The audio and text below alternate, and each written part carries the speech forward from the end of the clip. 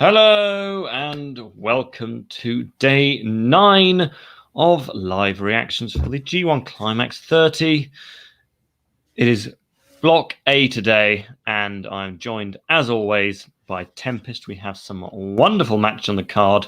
For once, I know what they are, so I won't be asking you. We have got Shingo against Yujiro, which should be boring. We've got Jeff Cobb against Jay White, which should be a lovely little match there. The two kind of Australasians, Oceanians. We've got Okada Suzuki, which is always a lot of fun. Ishii versus Taichi, which we'll see. And a main event of Ibushi and Ospreay. So that should be wonderful.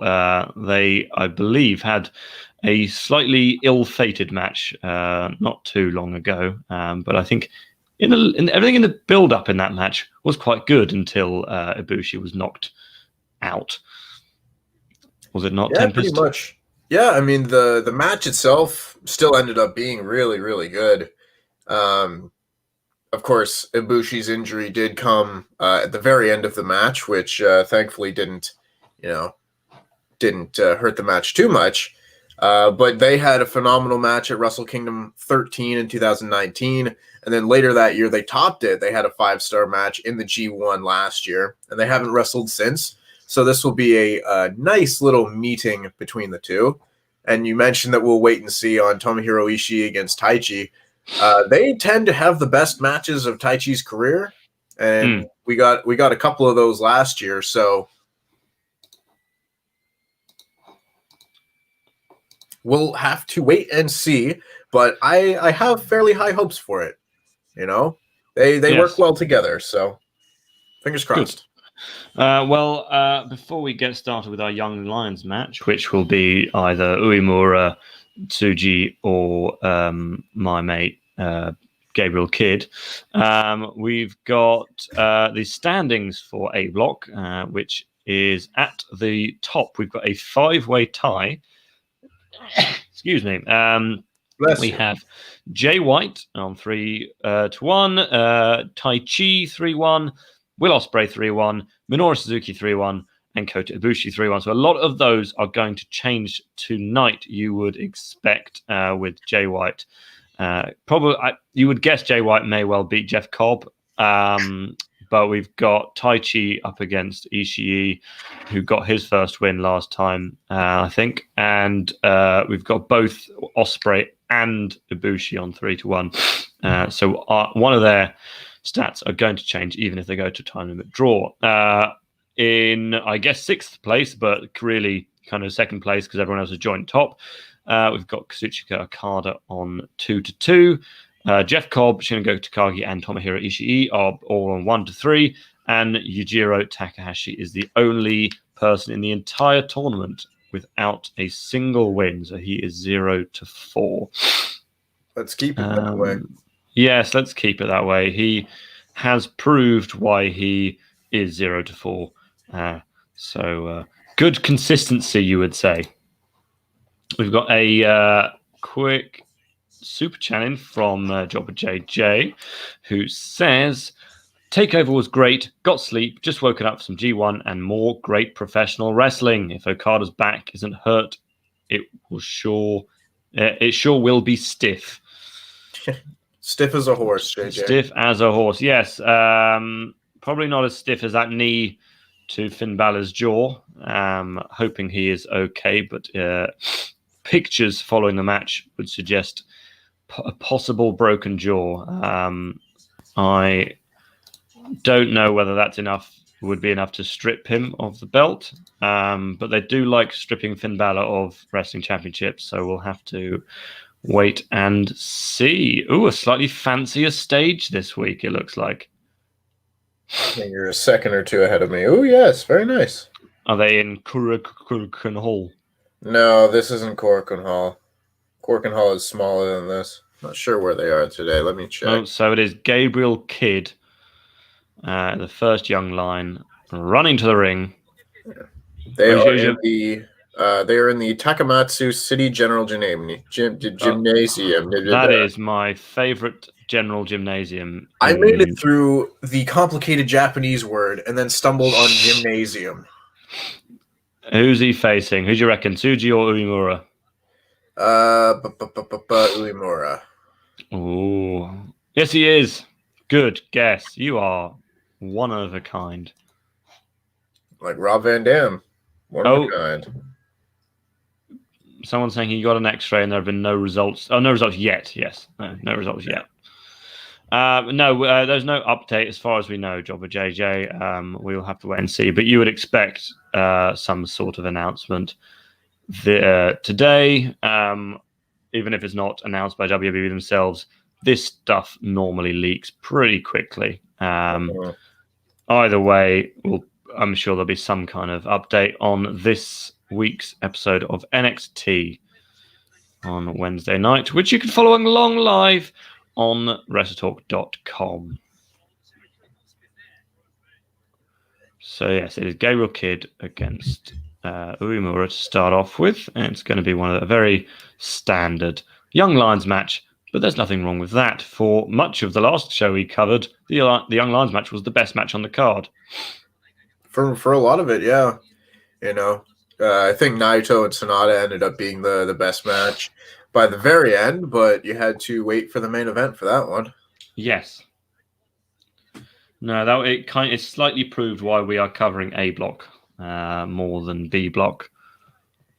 Yeah, a little bit. You know, that was the first time that we had covered B block, and it kind of went to show why. You know, it felt necessary given that Naito versus Sonata and Kenta versus Evil were both potential, important matches storyline-wise, but the wrestling on the rest of the card kind of went to show why we've been covering A block basically exclusively so far. You know, and this show here is basically like the halfway mark of the tournament, so halfway through and we've done one B block show. You know, it just kind of speaks for itself.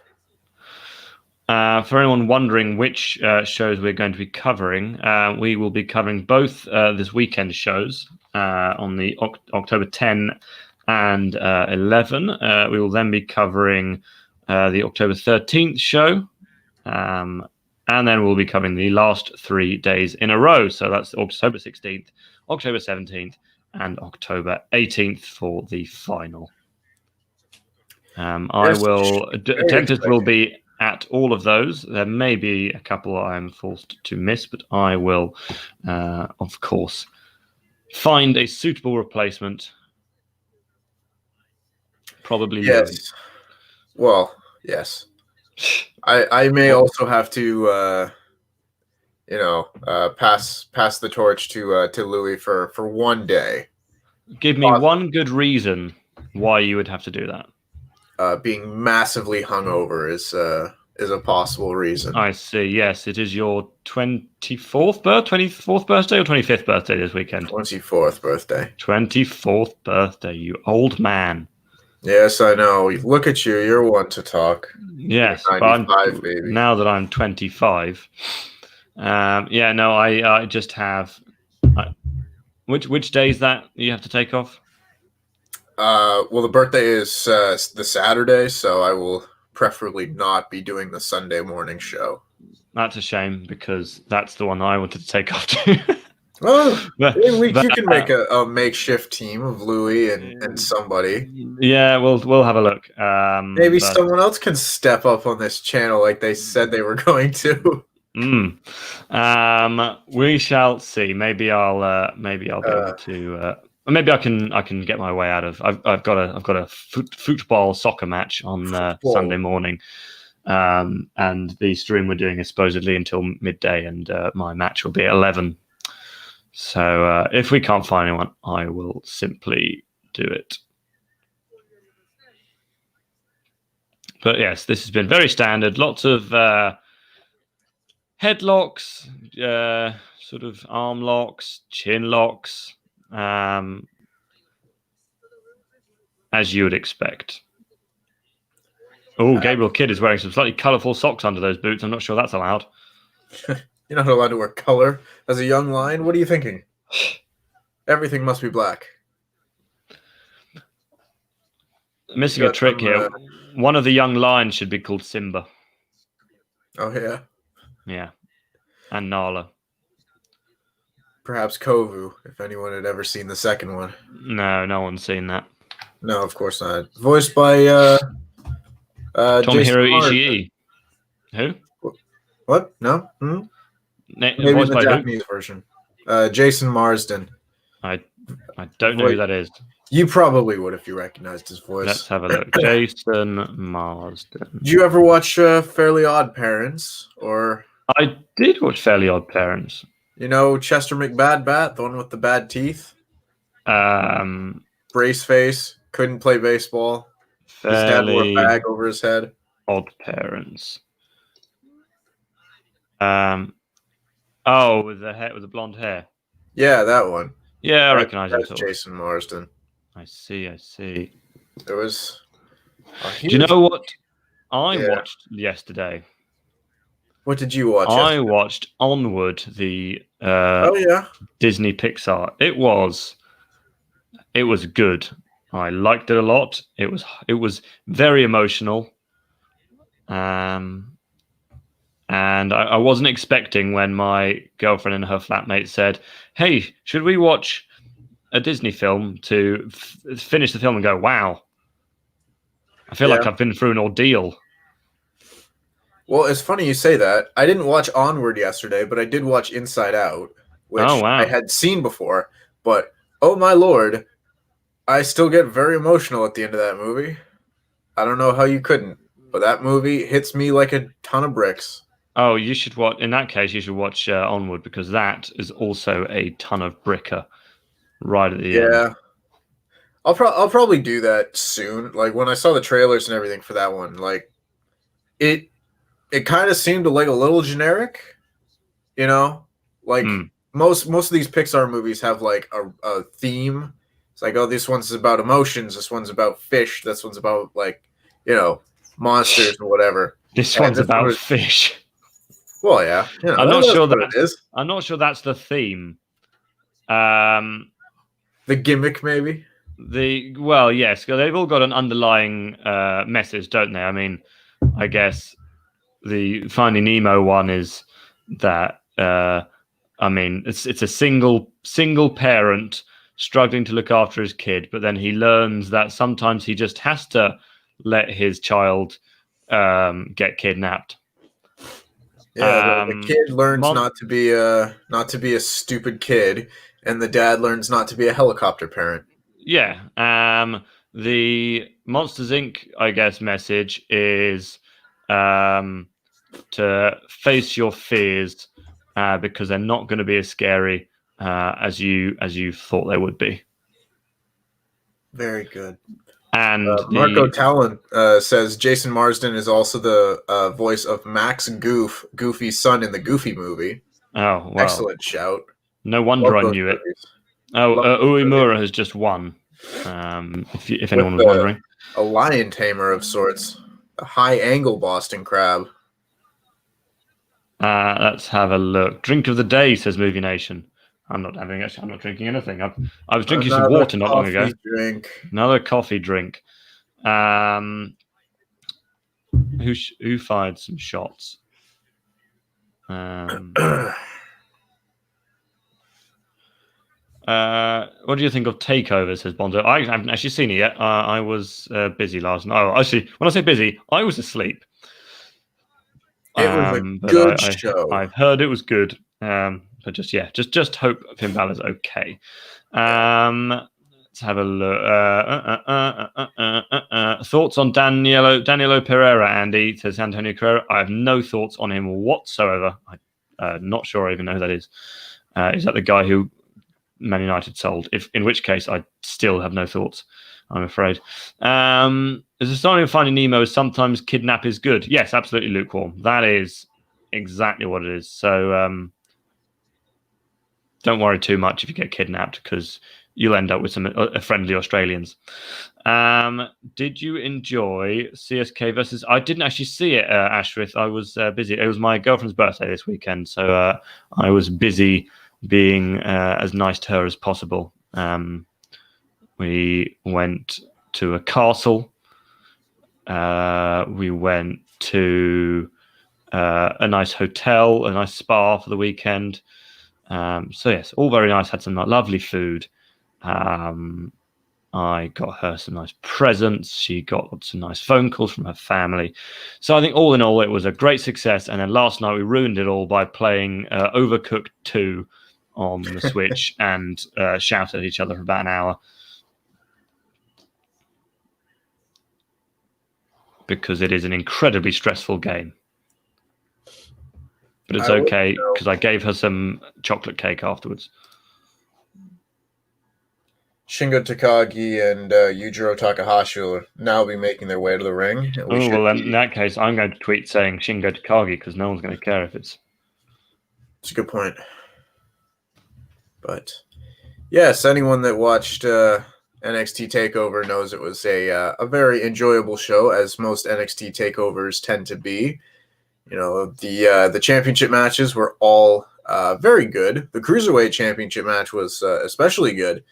You know, I wasn't I don't really care that much about like Santos Escobar and stuff like that. He just hasn't really grabbed me, you know, with his character storyline or anything like that. But they had a really good match. You know, they went a lot further, at least in the last few minutes, than I thought they would. And then, of course, the main event and the women's match were both excellent as well. You know, I did the live coverage for the event over on WrestleTalk.com. So if you want to see all of my thoughts of the match, you can kind of scroll through Twitter and check out the live results. You can. Before we get into this match, just a quick reminder for everyone to keep an eye out on our new channel, Phenomenerds, which has its debut video coming out later today. So open a new tab, go over there, subscribe, and check out some wonderful board gaming goodness with Adam Blompier. I actually don't know what the first video is. I think it may be something to do with Monopoly. You can guarantee that by the end of it, you'll want to flip your laptop over and scream obscenities at your family. If to be honest, if you don't feel like that after most YouTube videos, then where have you been?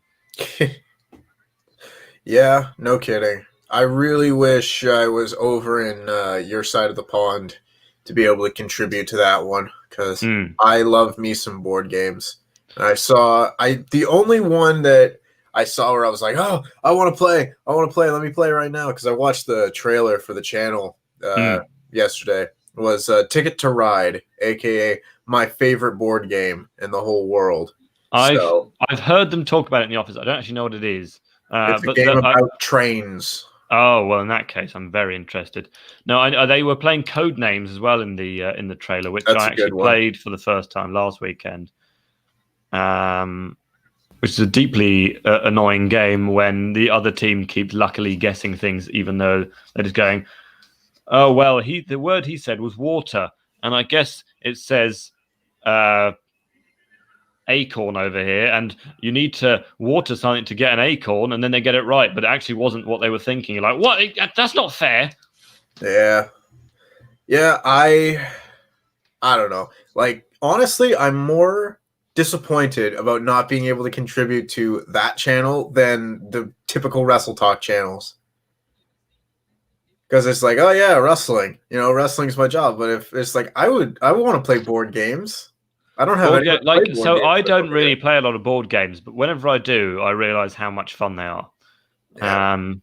It's also a shame. It's a shame that we're not in the office now at the moment, because I feel like this would have brought with it a lot of office board games. I would think so. Yeah. For anyone wondering what that Japanese at the bottom of the screen says, currently it says Yujiro Takahashi versus Shingo Takagi. It's a really quite a long-winded language, but there you go. Absolutely. Actually, I think what it might be saying is check out the final on the 18th or something like that. because No, I saw an 18. it's saying no. It's actually saying go subscribe to Phenomenerds. Oh, okay. Yeah. During the actually, I have an idea for later, but I will do that when I do that.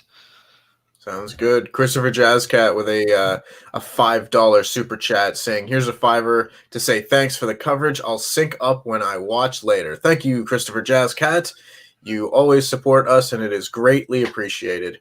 And he chimes in again saying, "Also, ZSJ is the best." I think that's directed at you, Andy.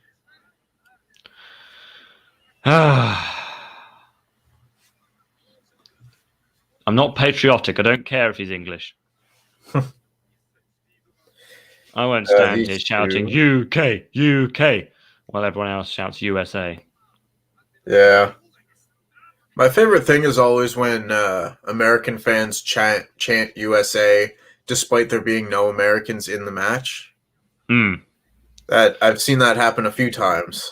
Well, the issue with the USA thing is that it's often becomes someone's gimmick. Which, for example, Lacey Evans, when she started, was, "Did you know I'm a former Marine? Also that I'm American." So people would just go, "Oh, okay, USA, USA." Yeah, It's an interesting one because, like, I don't know if I'm proud of some aspects of being British. I wouldn't say I'm proud of all aspects of being British. For example, the fact that we voted to leave the European Union. But given the current climate in some countries, I don't understand the in-your-face patriotism. yeah, neither do I. You know, you can be happy to be from a country and, acknowledge that you are privileged in the sense that it's not necessarily a third world country or something like that, and be proud of something like that, but also recognize that you are from a country that has, a lot of inherent problems, because every country in the world does, Yeah, I mean, what I would say I'm much more proud of my. I mean, I'm half Swedish. I'm much more proud of my Swedish heritage, because it's just such a wonderful place, and everyone's much more happy out there. Yeah, and the air is cleaner. The global warming, or the contribution to global warming, are lower. It's a wonderful place and everyone's just so kind, and Swedish meatballs. Oh yeah, that's the greatest thing to come out of the country. Yujiro Takahashi has laid out Shingo Takagi on the floor here. They were whipping each other into the barricades, and now Shingo is struggling to get up. Hopefully he does, because Yujiro Takahashi beating Shingo Takagi would just make me sad, and that's not allowed. Antonio has asked you what your thoughts on Wrestling Ranting being deleted by TV Asahi, and because he personally thinks TV Asahi is abusing this copyright law to strike channels. Yeah, I find it very frustrating, because it's not like these channels, because like Showbuckle got nailed for this thing too a few years ago, and he was one of the reasons that I really got into New Japan Pro Wrestling in the first place. It's not like these channels are trying to take views away from New Japan. No, These if channels anything, are they trying are to support New Japan and bring a wider audience in, because for the most part, New Japan doesn't have a ton of English coverage. They have more of it now than they did a few years ago, but it's just ridiculous. And it's this company that doesn't understand that these channels are not trying to hurt their company. They're trying to benefit their company, but they're too blind to just understand that. I personally would love to make like video essays on the history of New Japan, different feuds and stuff like that. But I know I can't do that, because they're just going to get stricken with copyright infringement, despite not really actually be breaking any rules.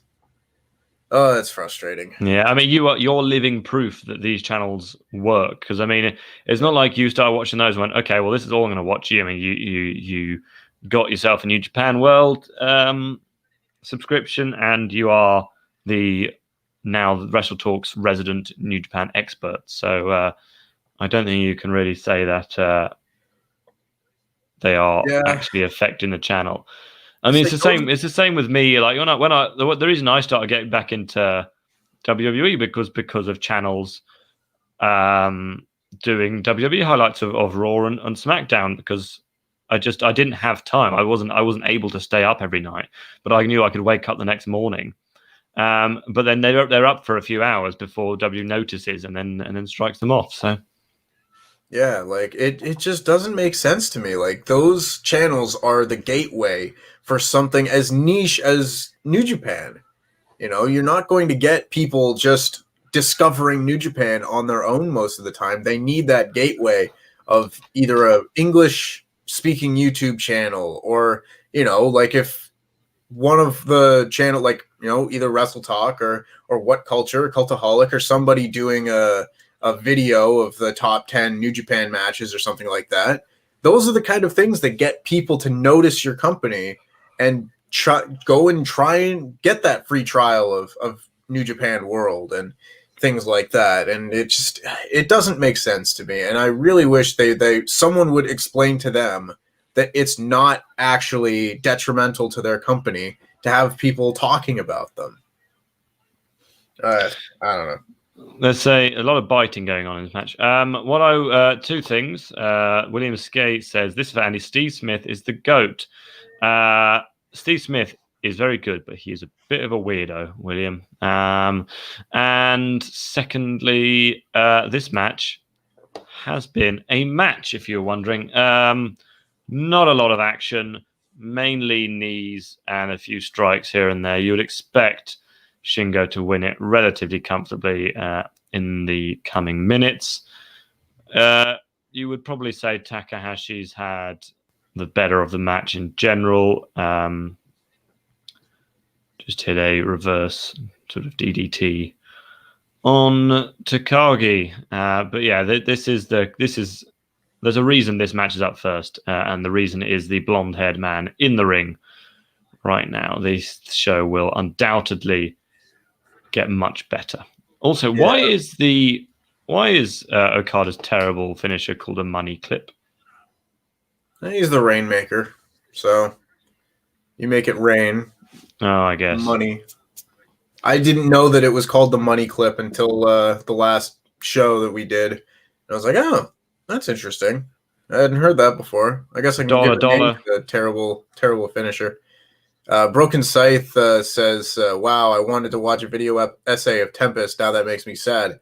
You just wait. It won't be on New Japan, unfortunately.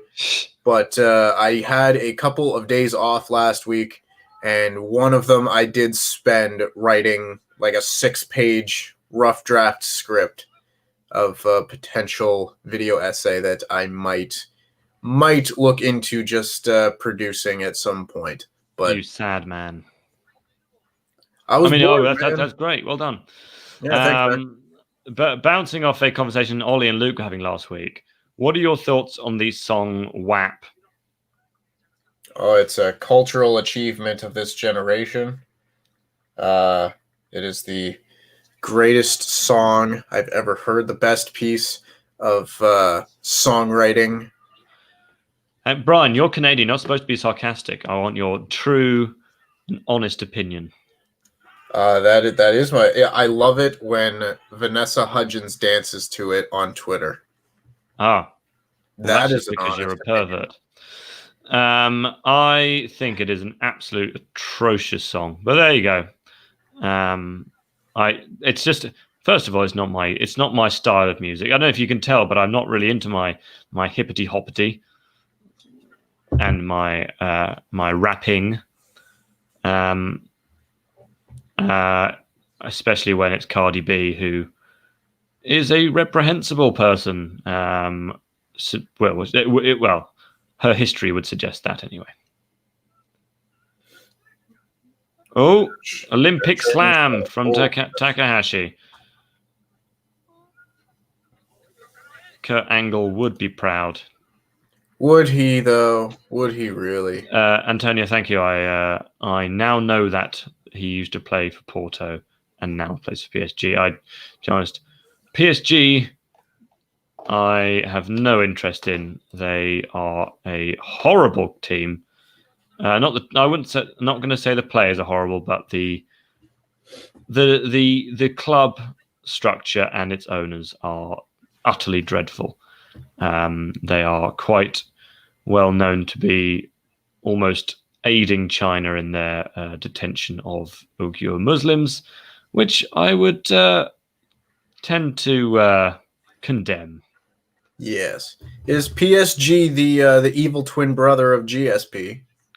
I don't know what GSP is. Is that George St. Pierre? It is, yes. No, it is Paris Saint-Germain, which is a Paris-based team who weren't very good, and then some very rich people bought them. Just like lots of teams.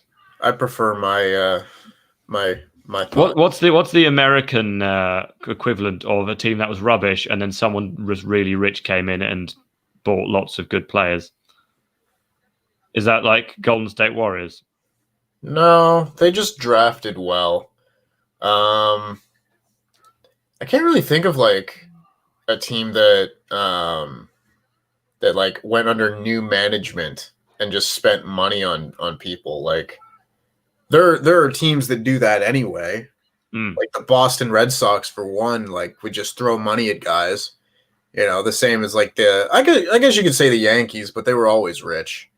You know, like after George Steinbrenner transferred power to his son, they just went out and made like a ton of massive free agent signings and won the World Series that year. But that was also 10 ref bump, and Takahashi has got the stick. Oh my God, could this be Takahashi's first win? Don't put that evil on me, Ricky Bobby. That's not allowed. Takahashi's not allowed to win things. Shingo blocks it. For a moment, why am I worried that Takahashi's about to win this match? I can't. Is this just to give him a win? No. Oh no, he couldn't even get Takagi up for the move.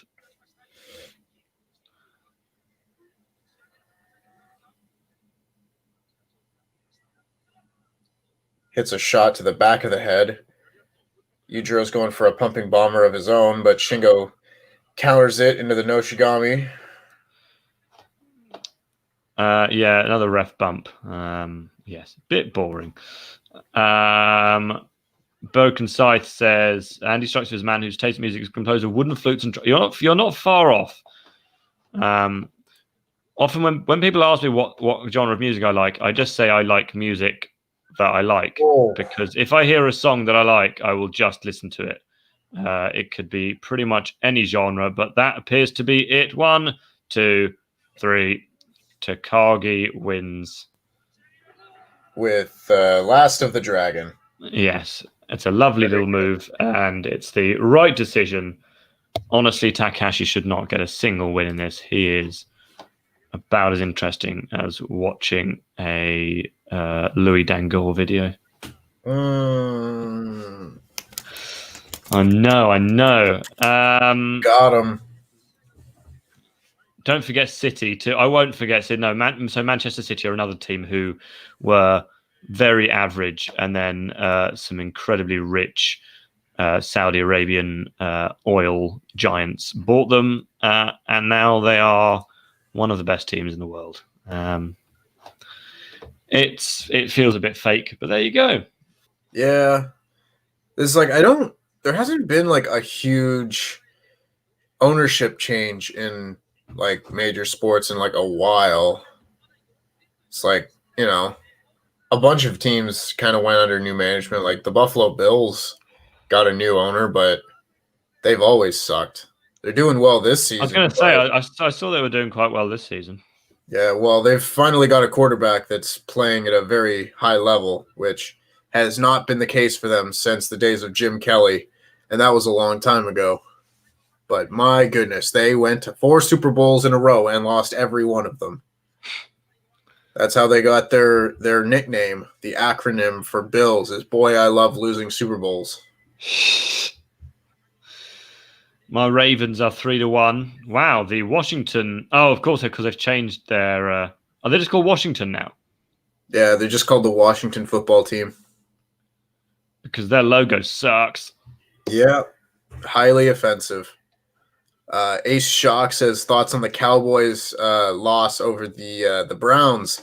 I love to see it personally. Like I don't have a huge interest in either team positively, but I hate the Dallas Cowboys because I have family that roots for the Dallas Cowboys, and I don't like that part of the family.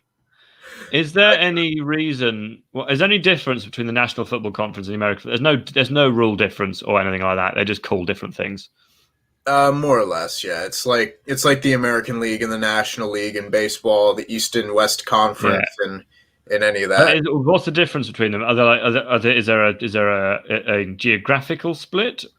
It's more like a historical thing. They were separate leagues before they all came together, Right, and now it's just like keeping them separate. But they play each other still. Yeah, just not as often. And then like the winner of the one league will face the other league in the Super Bowl. Well, I see the NFC East is rubbish because the team that's winning that has got one win. Yep, it's the worst division in football. Seahawks are 4-0. Packers are 3-0. Going to be 4 tonight. Let's go. Who are you facing? We're facing the Atlanta Falcons. Wow. Big one. Massive, some would say. Ace Shock says thoughts on the Eagles. They are bloody terrible. Oh my goodness. Carson Wentz finally had a halfway decent game yesterday and they won, but oh my goodness. But things that aren't terrible is Jay White, because we're watching wrestling. It is now Jay White against Jeff Cobb coming up next. Jay White, of course, accompanied to the ring by Gado. So expect him to get involved because he always does. Mm-hmm. You'd have thought that at some point they'd go, do you know what? You should probably stop taking him to the ring with you because we've noticed that he always gets involved and tries to cheat. Jeff Cobb's had a bit of a tough start to this tournament. Name 02 says, what is Takahashi's place in this tournament? Is he a proper jobber or just unlikable? More or less, honestly. Like, he hasn't really been a top team. I'm just still thinking of football. He hasn't been a top star in New Japan in a long, long time and has fallen way down the card. He is basically a placeholder in this tournament, honestly. If you could get anyone from the United States to be back over here, I presume they would be. But, of course, can't really do that this year. I don't know who they would have gotten to fill Moxley. that spot. Actually, probably not Moxley. He's too busy being the champion. Yeah, maybe like David Finlay or something like that. Yeah. He's kind of a regular, call it a main roster star, but it's like he's not a young lion anymore. But he's wrestling for Ring of Honor now. Maybe Carl Fredericks or something. He's big. He'd probably be over here if not for the pandemic.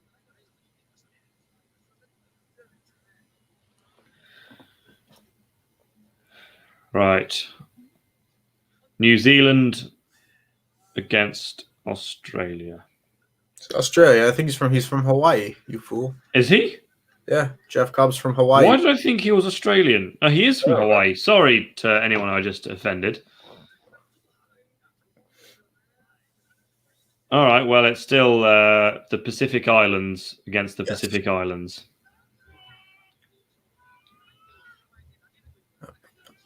Jumper JJ says the Atlanta Falcons are his team. That sucks for you because we're going to win. Sports. Haha, sports. Real sports, not this fake wrestling hokiness. Can I just say I love Jeff White? Good Lord, I'm tired.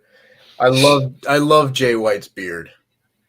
I absolutely adore it. It's scraggly and it's terrible, but it's perfect.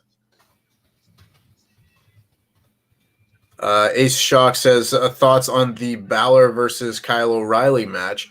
I loved it. I thought it was very good. I could understand some people not liking it just because, people tend to sometimes think that it's boring to see people grapple. But I thoroughly enjoy it. I feel like I'm watching a competition. That is Kyle O'Reilly's style, unfortunately. I do like it as well. I think he moves majestically around the ring. He is one of the best in the business, I would say. He's and some of the best selling of anyone I've seen. Oh, yeah. Jay White slaps Jeff Cobb and then just leaves the ring like a little chicken S-word heel. It wasn't even a hard slap, too. He just kind of like patted his face. Was Andy confusing Jeff Cobb with Bronson Reed? Possibly, but not consciously. Bad Luck Fale, maybe. Toa Hanare. Toa Hanare at least kind of looks like Jeff Cobb. A little bit.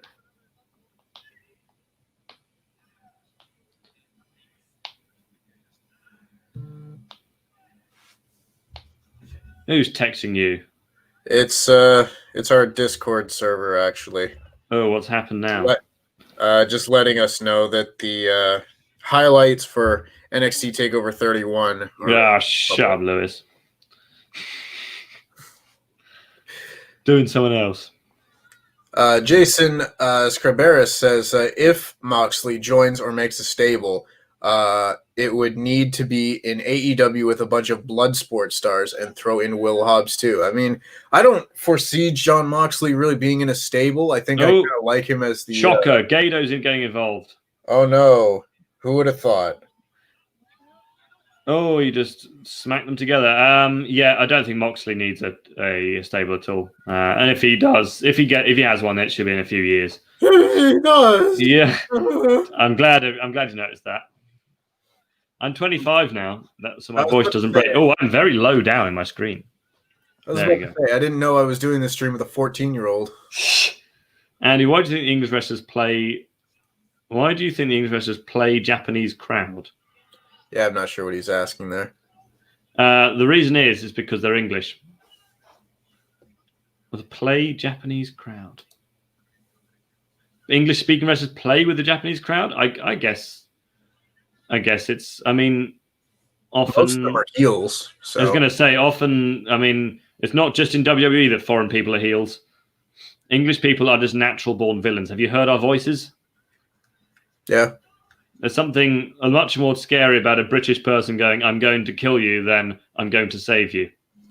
If a British man came in, "I'm going to save you," I'd be like, "Oh well, I'd trust you if you were more kind of from New York or something."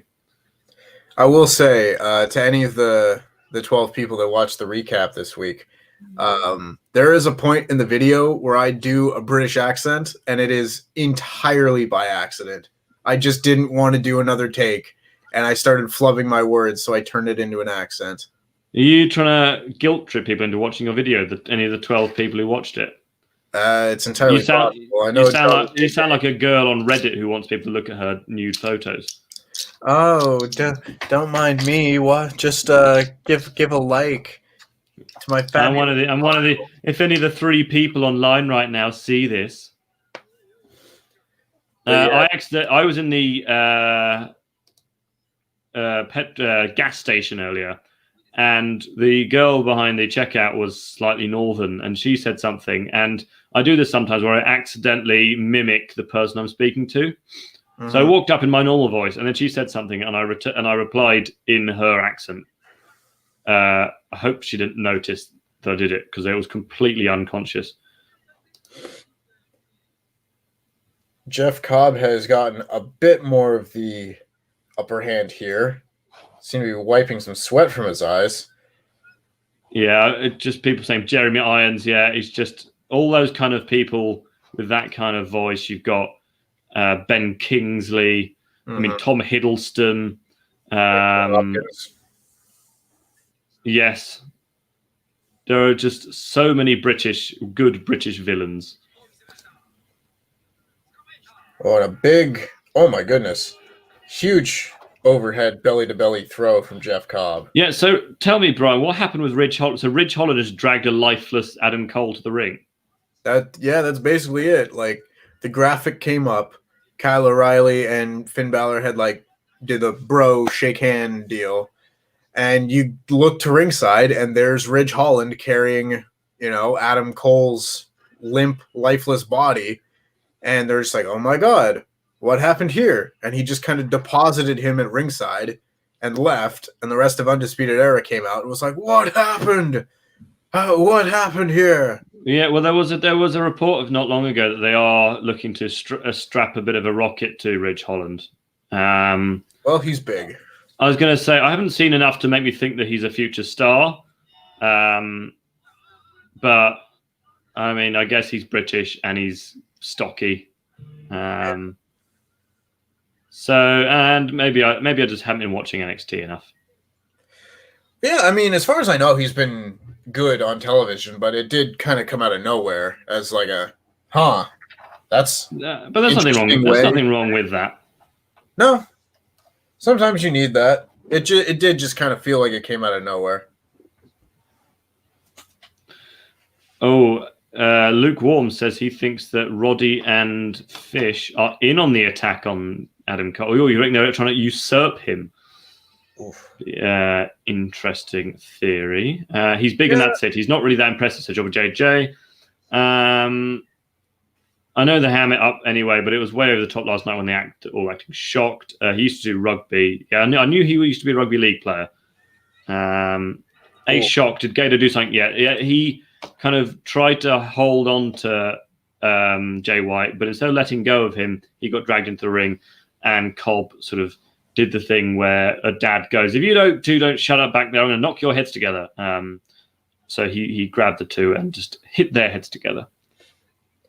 Jeff Cobb getting hit with a final cut suplex a la Goldust, as Jeff Cobb has now taken control back of this match, and he's looking for a Uranage, but Jeff Cobb is fighting out of it, and they're now exchanging strikes.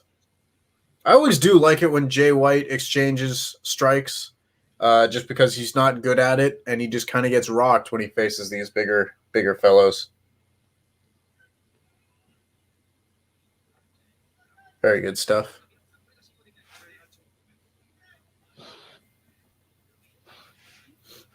I feel like this match is sort of building to a crescendo. As most matches should, I suppose. Yes. Broken Scythe says the Bullet Club needs to disband with a blaze of glory. Since they've been together for a long time now, time for a new stable. Yeah, well, yeah, I get that, but also there's nothing wrong with having a stable for long. I like the history of it. So yeah, I know it's very WWE to be like, well, we've had this stable for 2 years now, so now they have to break up. There's nothing wrong with kind of banishing members and bringing new people in like they have been doing for so many years. Well, that's the thing. Like, a lot of the times in New Japan, you got to remember that it's not like U.S. booking where they need to break up or whatever. Like, the 5 stables in New Japan are essentially like the 5 teams in a small league. So it's not like, oh, it's a stable of these 4 guys and eventually they'll break up like Evolution or something. It's more just like, oh, this is a group of people and one person might get kicked out and go to another team eventually, you know? Like, it's been a very long time since a faction completely disbanded. Probably back to, like, you know, with Rise in, like, 2009 or so. Oh, goodness. Chop block to the back of Jeff Cobb's knee as Jay White is now working on the leg. Jeff Cobb's got one of those names that you just have to say his full name every time. Yeah. You can't just say Jeff, because Jeff isn't a particularly like you wouldn't just say Jeff for Jeff Hardy when he's wrestling. Yeah. And again, Jeff Hardy is another one of those times you wouldn't just say Hardy. Maybe it's because you've got a brother, but still. Jeff Hardy, Jeff Cobb, Jay White. You know, like there are other wrestlers in this tournament in particular that you can say their first or last name. Like, you just like, oh yeah, Shingo did this, or Okada did that. Oh Lord! So a bot has just added me on Facebook. Oh no! I'm very sorry to hear that. Don't get sucked into their traps. Hello, dear. WhatsApp group sexes. There are many women who need sexes in it. To join the group, go to this address for free. Okay. Well, I'm sold, frankly.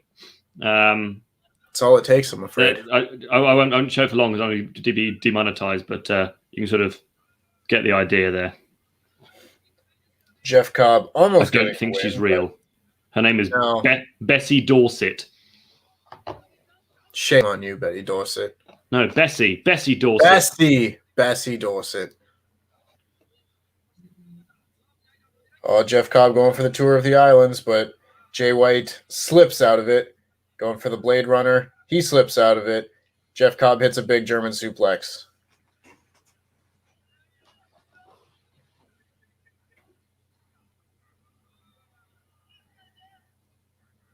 Jay White's doing that thing he does where he just kind of goes limp. He's like, I will not wrestle you, sir. Gato has his hand down his pants, speaking of going limp. And Jay White capitalizes by hitting a release German on Cobb. And he's pulled his finger across his throat. He is going... No. Cobb counters into a massive slam. And Gato's back in the ring. Shocker. Tour of the island. Gorilla press into Jay White.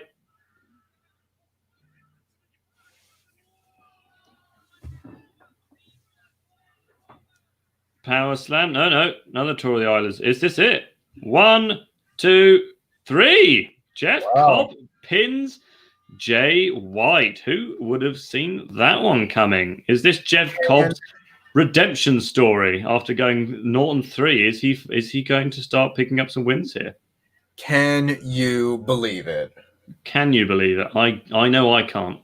I cannot. That is shocking. Jay White was off to such a good start. Sauna Ladd and I kind of theorized that maybe Jay White would slip and fall down the standings after dropping his first match to Will Ospreay, but we'll have to wait and see.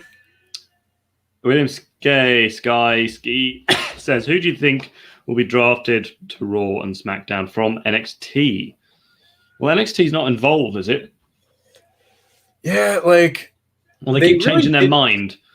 Yeah, I think that was it. Yeah, that was one of the things Triple H was had mentioned on the call. Because I think a lot of people should be drafted back to NXT. For example, Kevin Owens. But as to whether people are going to be drafted from NXT to the main roster, I don't think... I mean, we don't need that to happen because SmackDown's fine as it is, but also that's just taking people away from NXT and probably booking them badly on Raw. But in terms of moving from Raw to SmackDown, I haven't really given it a lot of thought because I don't want anyone to leave SmackDown because that's the show that I get to watch and review. And I don't really want it to be made into Raw. Yeah, like the last draft, the one that happened last year when they did the move to Fox, they didn't really move any NXT people to either of the shows. They just swapped the brands around. Yeah, they did that, so, and then a few weeks later they went, oh, and by the way, these people have been called up. Yeah, so I don't know. I don't think it really matters that much. You know, I like people more or less where they are. I could see AJ Styles moving back to Raw now that Paul Heyman works on SmackDown. Well, there was a rumor recently that there's been a lot of creative talk about Lars Sullivan returning, which is bloody awful news. But there we go. So don't be surprised if you see him on one of these two shows. It is pronounced Ski, says William. Okay, Mr. Sky. Understood. Ember Moon is back at NXT. That's good.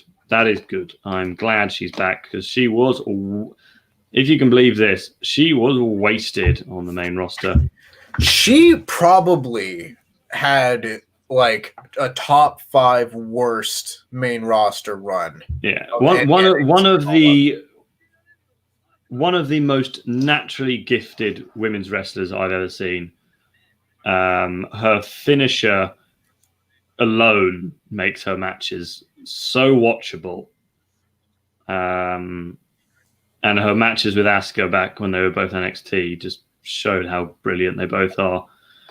Well, that was the thing. I had a hard time with Ember Moon when she was in NXT just because I thought she was booked poorly. Like, she had really good matches with Asuka, but she could never win. And then it wasn't until Asuka left that she was able to win the NXT title. And then she basically lost it right away. So I thought it didn't look particularly good. Not a huge fan of her selling, personally. Kind of like, just kind of goes like a rag doll and just kind of goes limp sometimes. Not a big fan. But that being said, she definitely deserves more than what she got in. I mean, there were a few times when I was watching NXT and during Asuka's run that I actually thought, oh, Asuka could lose here. But that was one of the few times was when it was, I can't remember which takeover it was, but it was Asuka versus Moon. It was just before Asuka moved up to the main roster. And that would have been Brooklyn 3, I believe. Yeah, it was a really brilliant match. If not Sonya, should be Chelsea Green. Yeah, sure. Sonya's great. Such a shame the way she had to take some time away.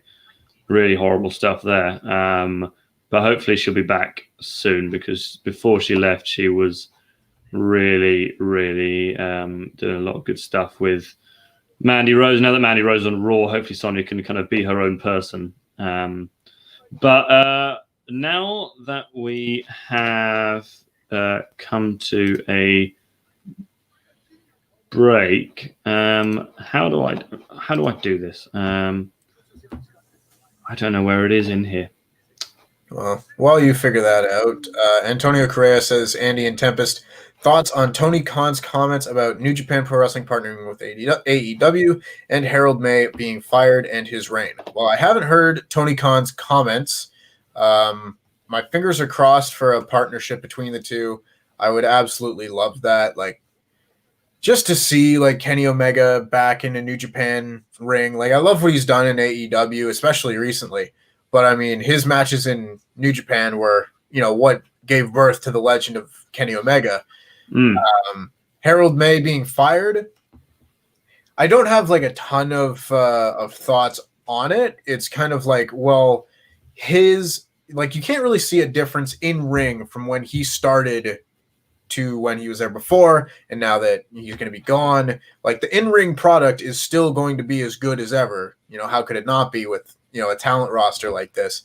But if we've heard a lot in the last week or so that he was not in favor of an AEW partnership, and if that changes now, then good riddance to him, I guess. I would much rather see a New Japan partnership with AEW than to just have Harold May because he's a good businessman who makes teddy bears and stuff like that. Brian, I've got one question for you. Yes. Do you like board games? Do you like board games? Then you'll love Phenomenerds, a channel all about the best board games your money can buy. Do you not like board games? Then you'll love Phenomenerds, a channel all about why you're fucking wrong. If the only game you've played is Monopoly, a bad game with your family, a bad family, we're here to show you all the good times you and your friends are missing out on. We'll teach you the different types of board games out there, great ones to start your collection, how to host gaming nights, how to teach your friends rules. We'll have deep dives into classic games, crazy stories from board gaming history, drunk board gaming, and so much more. At Phenomenerds, we consider it our sacred duty to get you into the greatest hobby in the world, no matter what level you currently are. So subscribe to Phenomenerds now and get on board.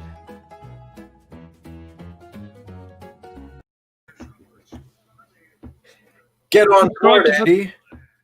Get on board. A link to the channel in the description.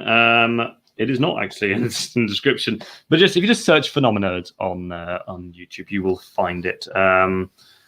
Yes, no, I just remembered that there's always an advert break in this, so I thought we'd do our own adverts.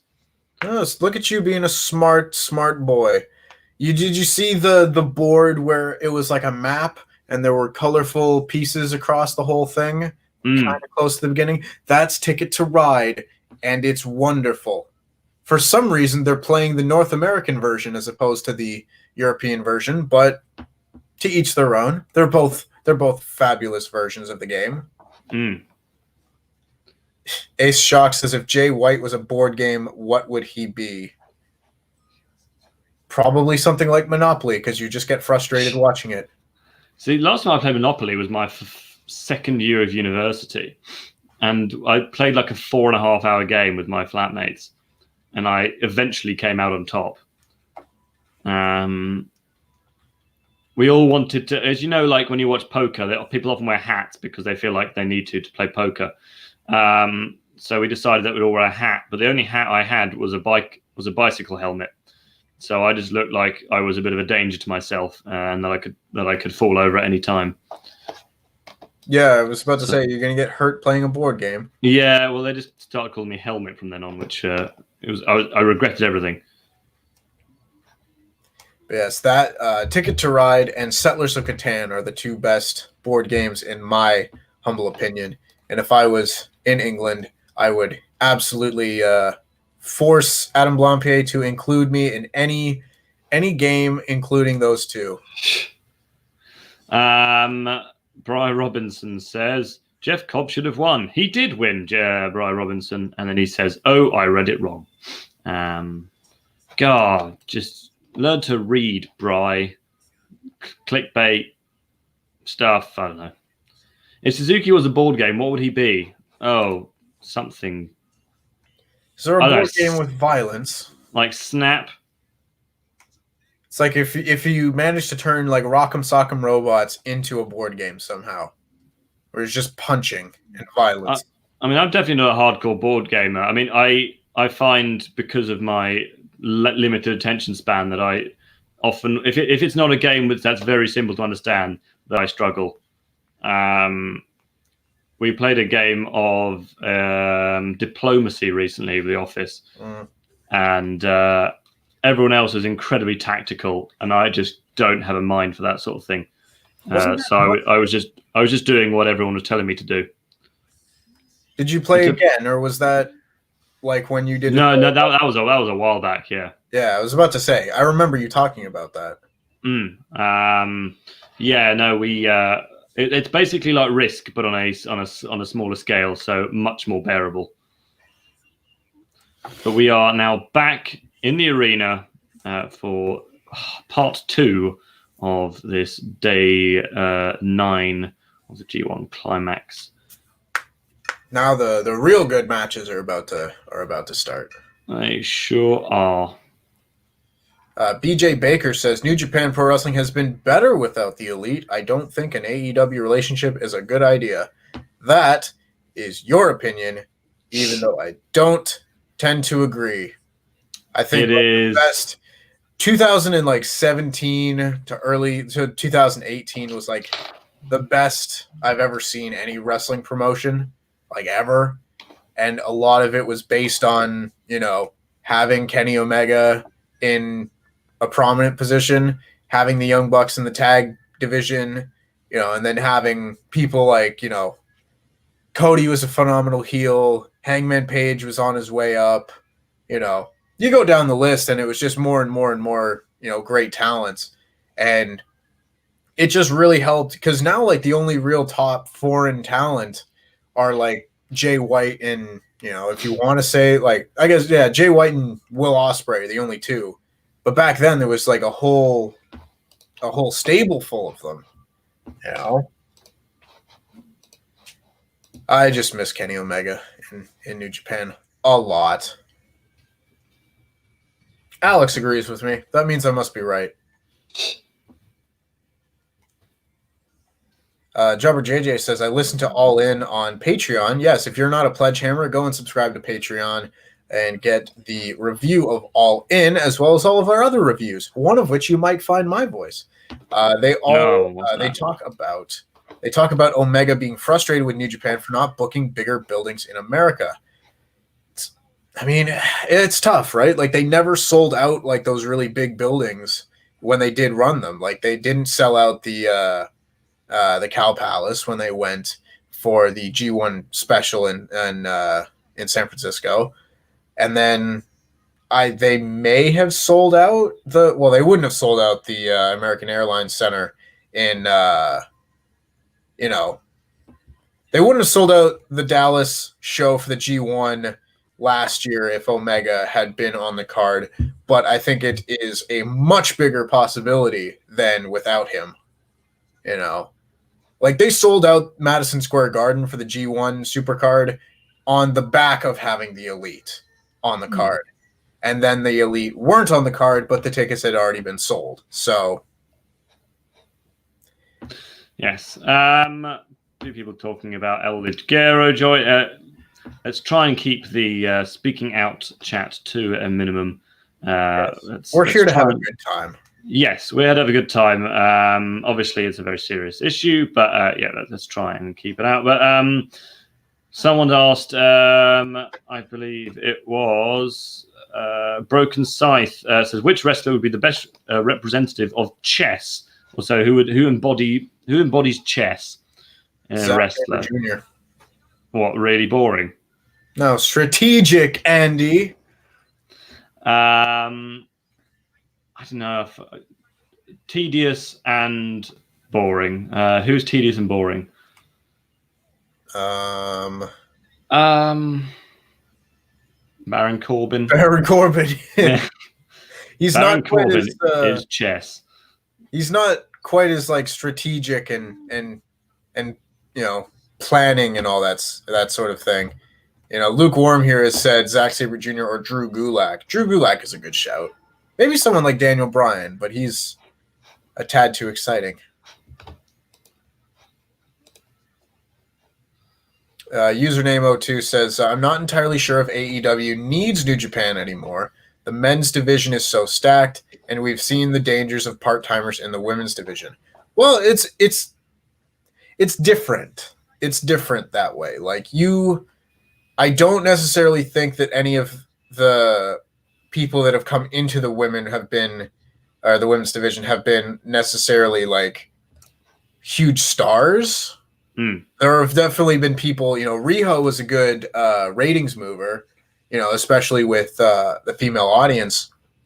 But if you brought Okada in to be on a few shows a year and then have him booked on like one pay-per-view a year, that would make a big difference in numbers, because the hardcore audience that watches AEW knows Okada, would watch Okada, would pay to watch Okada. And the same thing goes with, very much of the New Japan roster. So I think they could definitely help each other out. They're both doing fine without them, but together I think they could do more. The main event, Seth Morgana, is Kota Ibushi against Will Ospreay. So certainly one to watch if you like high-flying and quick wrestling. And knees. Suzuki versus Okada just underway. Okada has less strapping on his back, but there has definitely been rumors and reports that he is struggling slightly with a lower back issue. Hasn't stopped in wrestling so far, but you would say that his matches haven't been perhaps as exciting as they usually are. Yeah, unfortunately so. But Papa in the chat here says AEW and a New Japan Supercard could sell at a baseball stadium. I tell you what, if they booked Omega versus Okada in America, they would sell out a stadium for that. I fully believe that. Considering how many people were trying to get tickets for something like, the Double or Nothing show or the first All Out show, if you were able to get that match on a major card in America, they absolutely would sell out a major building.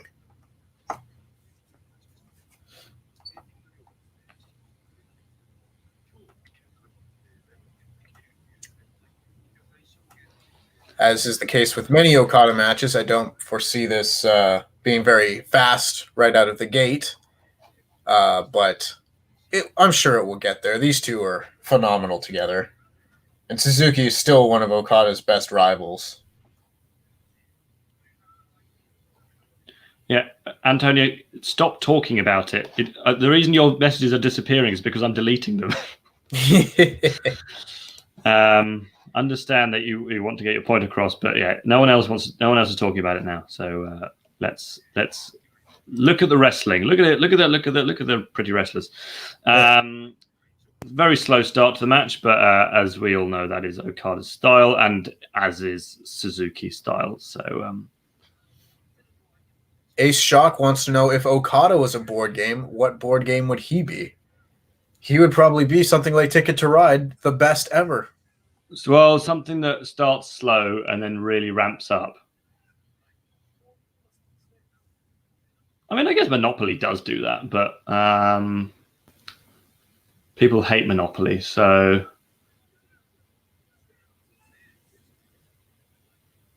I don't know enough board games to be able to make that decision.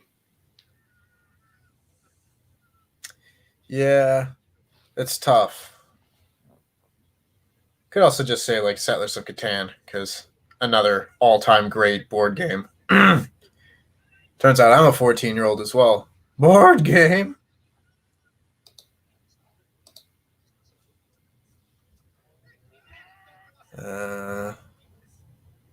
More discussion about whether AEW and New Japan need each other. I don't think it's necessarily a matter of like needing each other because they're both doing well on their own, but put them together and they'll do better. And that's what companies should want, is for them to do better.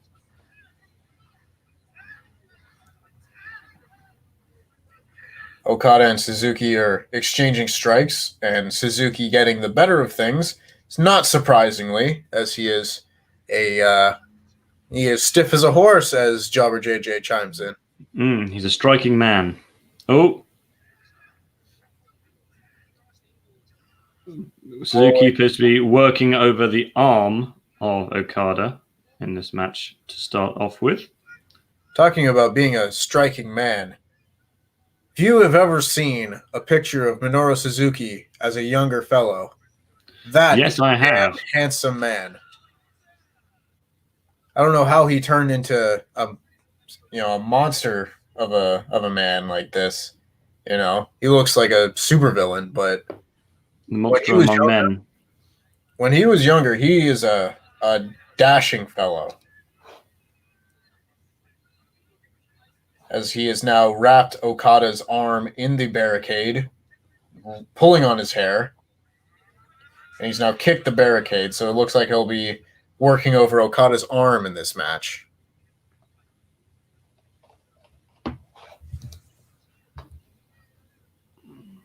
People are saying Okada would have to join the Dark Order. It's like, no, thank you. I don't think... don't think that would be a good idea. AEW do tend to put people in the right factions. Yeah. I will say, have been a big fan of the Dark Order lately, though, especially on being the Elite. John Silver, that is a damn entertaining man. Is that the one that looks like Pete? Yes. He got all of Pete's charisma, sapped it away, leaving Pete as nothing more than a corporate shell of his former self. I better say what charisma. Oh, snap. Oh. That's right. For all the WrestleTalk people today. John Silver should be like TNT champion at one point. That's one thing I'll say about AEW. If someone tends to get over like that organically, just getting popular with people, they're much more likely to run with it than a company like WWE, who will get mad at you for getting over.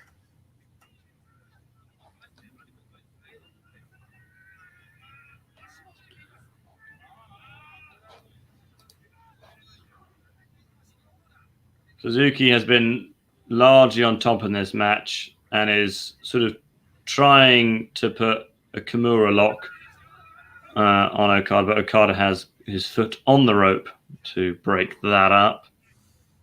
After this match, we've got Tomohiro Ishii against Tai Chi, and the main event of Ibushi and Will Ospreay. Pretty damn good top 3 matches, I'm not going to say. Yeah. Especially Tai Chi. Oh, yeah. That was a rubbish neck breaker. AU Kingslayer says, if you could put 2 wrestlers to fight in a match, who would you pick? I think he's basically asking for a dream match of sorts. Any dream match? My ultimate dream match is Bret Hart and Kurt Angle. What, even now? Well, not now that they both are unable to wrestle. But honestly, and if the Montreal Screwjob didn't happen, that match would have happened. They just missed each other by like 2 years. But there are others as well. You know, like The Rock and Shawn Michaels is one. You know, just like a match that I want to see again is Omega and Ibushi. You know, stuff like that. I've got to say Billy Kay against Lana, Hell in a Cell, or 60-minute Iron Woman match.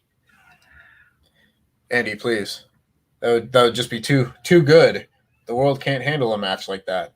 Omega Okada, what? Has Tempest ever been in the same room as anyone from WrestleTalk? I don't think you have.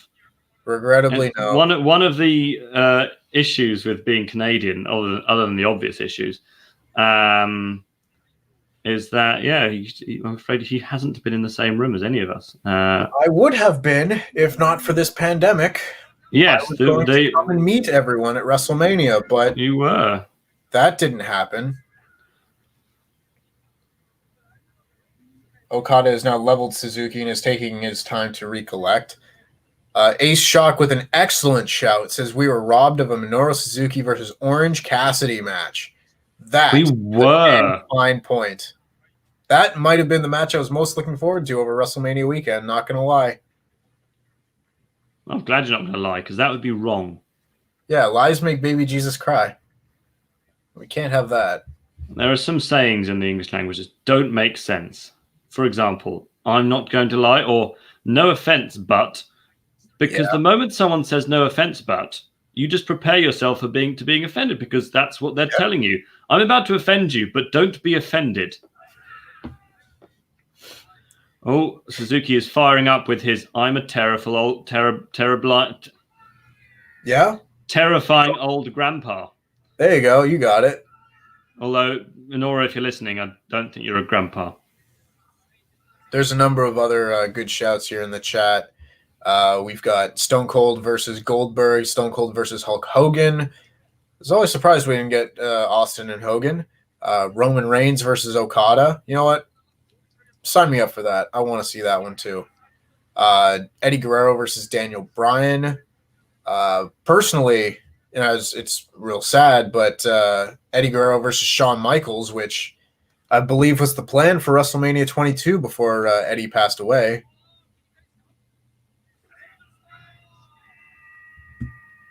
Okada really getting the better of Suzuki now and going for the stupid money clip.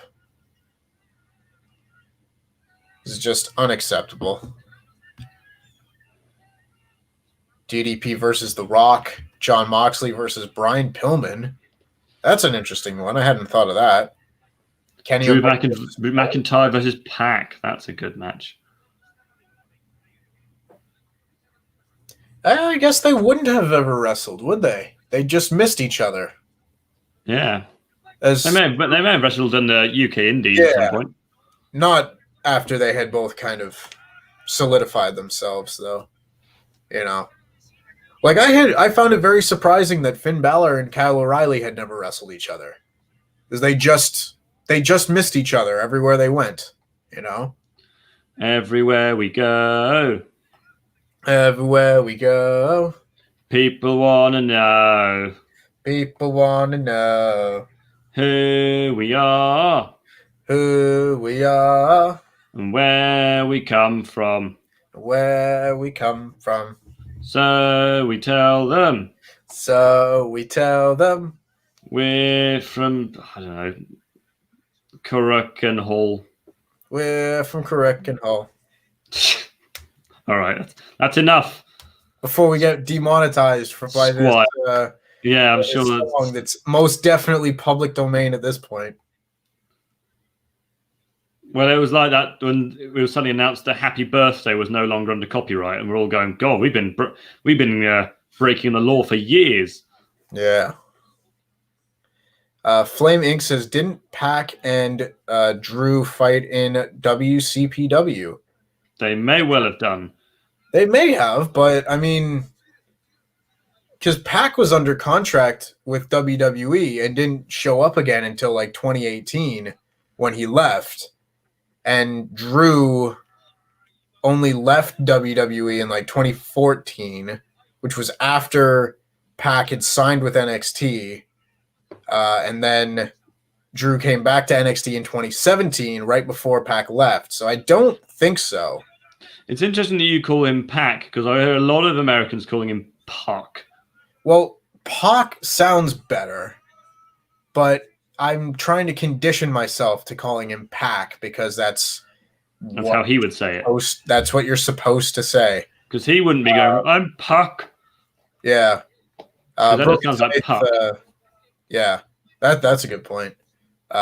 Broken Scythe asked, did Pac ever wrestle Will Ospreay? Yes, they wrestled in Rev Pro last year. I think it was a 30-minute time limit draw. Spoilers. Very good match, though. You should go and watch. Oh, okay. Okada wins with a roll-up. Yeah. Maybe he is injured. Maybe he is injured. And Suzuki is furious, and he's just beat up Tsuji at ringside. And he's shouting at the commentators. He is absolutely furious. He can tell he's furious because his mouth is open, and he's kicking tables over. You can kind of tell that Suzuki kind of feels this this run he's had is starting to slip away. He had a very excellent start, but losses to Taichi and now Okada, he's ruining all the barriers. Come on, man. That's not on. Okada looks hurt. Yeah, he doesn't look like he's having fun. He looks like he's struggling with his right arm, I would say. Yeah. Unless he's just selling. Yeah, he could just be selling well. But still.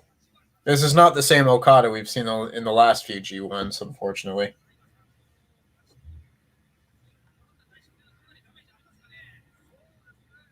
Saw one. AU Kingslayer says, if you could book a dream match with John Cena, who would it be?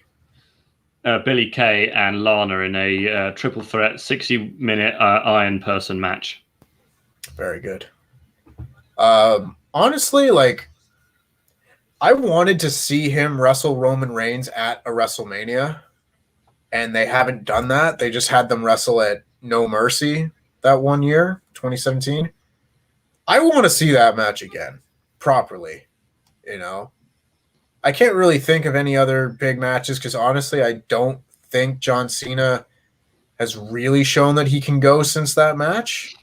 You know? Like, he hasn't looked good in a while. So, until he can show me that he can be good, I don't really see myself looking forward to many of his matches. And Flame Inc. says, also, boys, if you had to spend 1 hour in a cage match with either Simon Miller or Big E, who would you wrestle and why? I was going to say, because if I just had to spend an hour in the cage match with them, in a cage, then it doesn't matter because they're both nice blokes. But actually having to wrestle them. I think I would get along well with Simon and Big E. In a cage match, so I could technically escape. Who do I think's quicker? I'm going to go Simon Miller. because I reckon maybe Big E could get across the ground a bit quicker. Because if I start the match on one side of the ring, I could just leap through the ropes and hope to get through the door. And win, in fact. Yep. I would probably beat both of them. Well, I mean, Simon hurt his shoulder that one time, so he's had a history of injury. Perhaps you could exploit history of injury. Yeah, a history of one injury. Yeah, Big E hurt himself, so... Yeah. They're both historically very injured men, so I could just probably walk up to them and beat them up myself. You could probably just, finger poke them, just like in WCW. And Suzuki or New Jack? Oh, definitely Suzuki. I mean, New Jack would actually murder me. That's not... question. I would enjoy being in the same ring as Suzuki. I mean, first of all, if I was able to talk him down, I don't know how good his English is. So, and my Japanese is non-existent. Unless what are you talking about, you've been translating all of these shows for us, and you've done such a good job. No, I can translate it when I hear it, but it's difficult to just talk it myself. I see. Yeah, unless he just I can say like domo arigato, and that's about it. Thank you for killing me, sir. Thank you very much for killing me. Sushi. I don't want to get racist just by saying Japanese things that I know.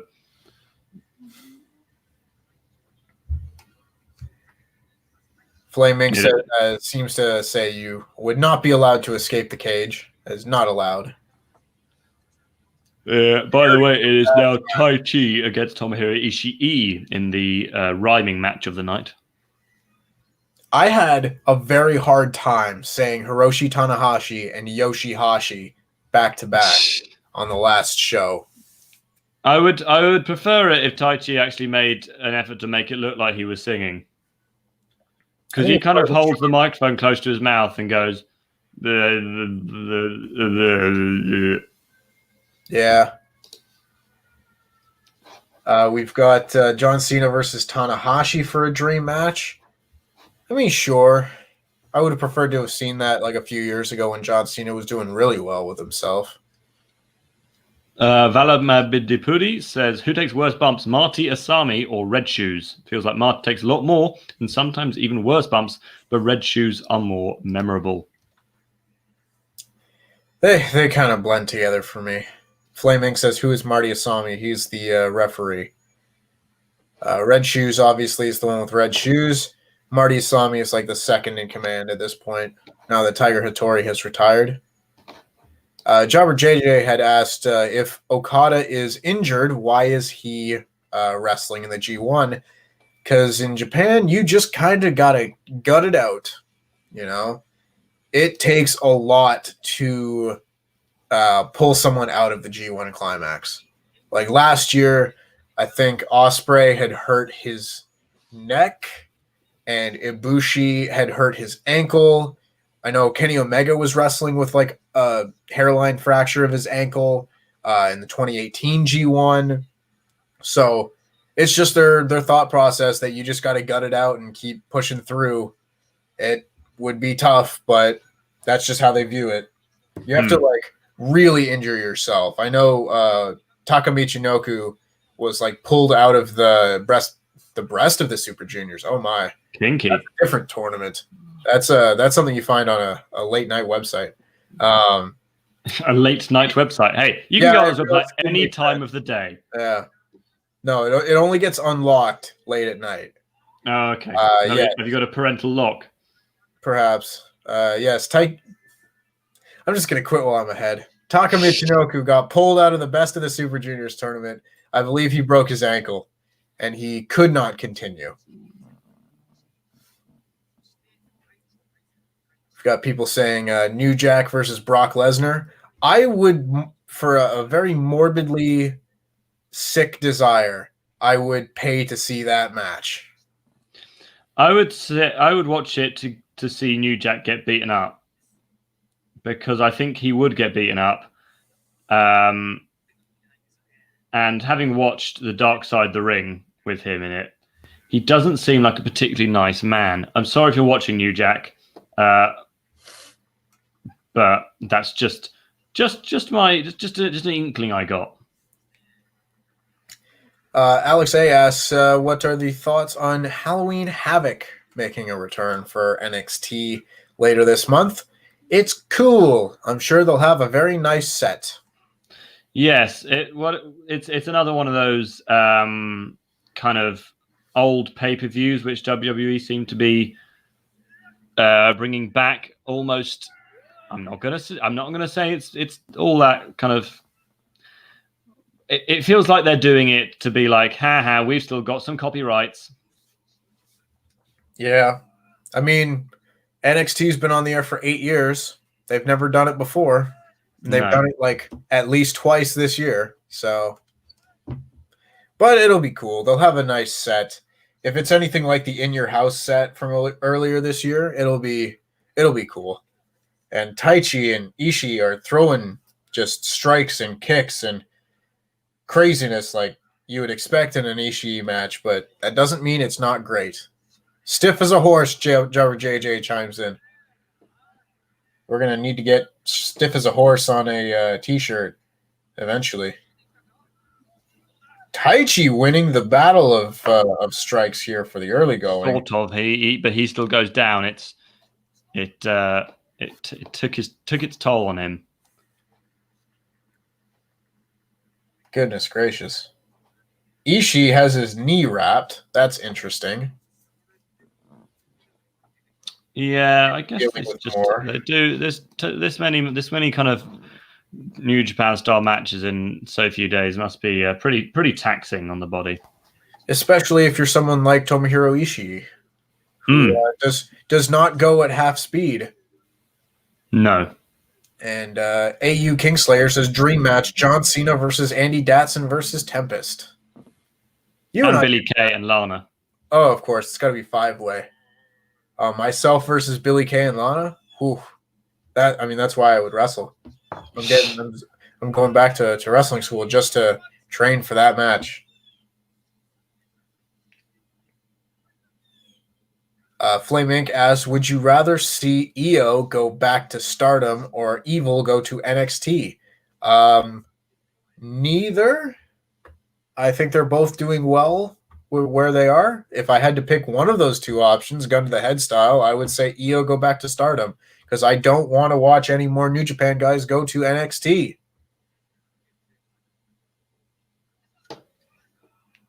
Taichi pushes Ishii into the ring post. He's kind of gotten the upper hand here. Taichi has historically done well against Ishii. I know he got the win in their last match in the G1, as he now just starts choking Ishii on the mat. AU Kingslayer asks, what time is it for both of us? It's about 12:30 your time and 7:30 my time. It is 12:32. This usually starts everyone telling us what the time is in their chat. So go for it, everyone. Tell us the time. Tell us the time without telling us where you are, and we'll try and guess where you are. Flame Inc. Also elaborates, saying, because they are married, let them be together. I am aware of that. I just don't want to see them suffer in their careers. No. Right, here we go. We've got some times coming in.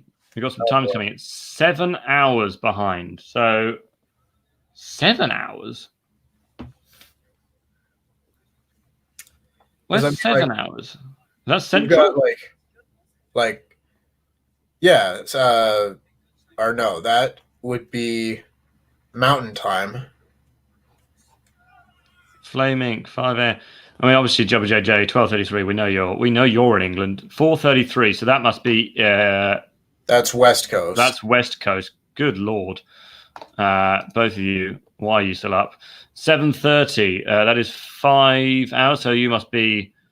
So 7:30 p.m. So, and judging by your surname, you are, I don't know, maybe India, that kind of area. What's 7 hours ahead? Broken Fight says 6:33 in Thailand. So 6:33 in Thailand. So I guess 7:30 p.m. must be Well, the clue is Asia. I think we narrowed that much down, Logan. Thank you. 7 time zones. We've got 12:33 in Portugal, 10:33. When would 10:30? 7 hours. So okay. So you could be in Cambodia, Laos, Myanmar, Thailand, Malaysia. So when I first saw your name, I thought maybe Malaysia, but I might be, and parts of Russia, but I don't think you're there. We've got 5:04 India. Colorado is 5:34. Yeah, Mountain Time. Yeah, but he said 4:34, so he was lying. 5:04 p.m. in India. Okay. Yeah, Antonio, you're on the same time as us. So, but the match has been good. They're striking each other. They're punching. They're chopping, slapping the piss out of Taichi, as Jobber JJ says. It's a lot of good stuff. I would wrestle Ishii. Singapore. He's in Singapore. Logan, what is your surname? I feel like where does that? Are you from Singapore, or tell us where your surname's from? 10:35 p.m. 10 hours. That must be. I have no idea where that would be. That must be west East Coast Australia or Papua New Guinea, but I'm pretty sure that's Australian. Yeah. I was going to say, if that was 10:30 a.m., I'd be like, you're in the ocean somewhere. Well, 2 hours behind, maybe West Coast Africa. Hadn't thought of that. Taichi gets the boot up and gets a kick in the corner on Ishii. So they both just kind of collapse now. This match has been very good so far, as you can kind of expect from Ishii. Wow, that time talk really upped our viewers. What's another one we can do? Write down a stereotype of your country, and we'll try and guess where you're from. For example, I only drink tea and things. Brian just says thanks. Tempest just says thanks all the time. No, I only drink maple syrup. I should let Tempest chop me when COVID. Why would I do that? That sounds terrible. All about it. NFL, yes. Alcoholics and domestic abuse. Well, you're definitely Irish.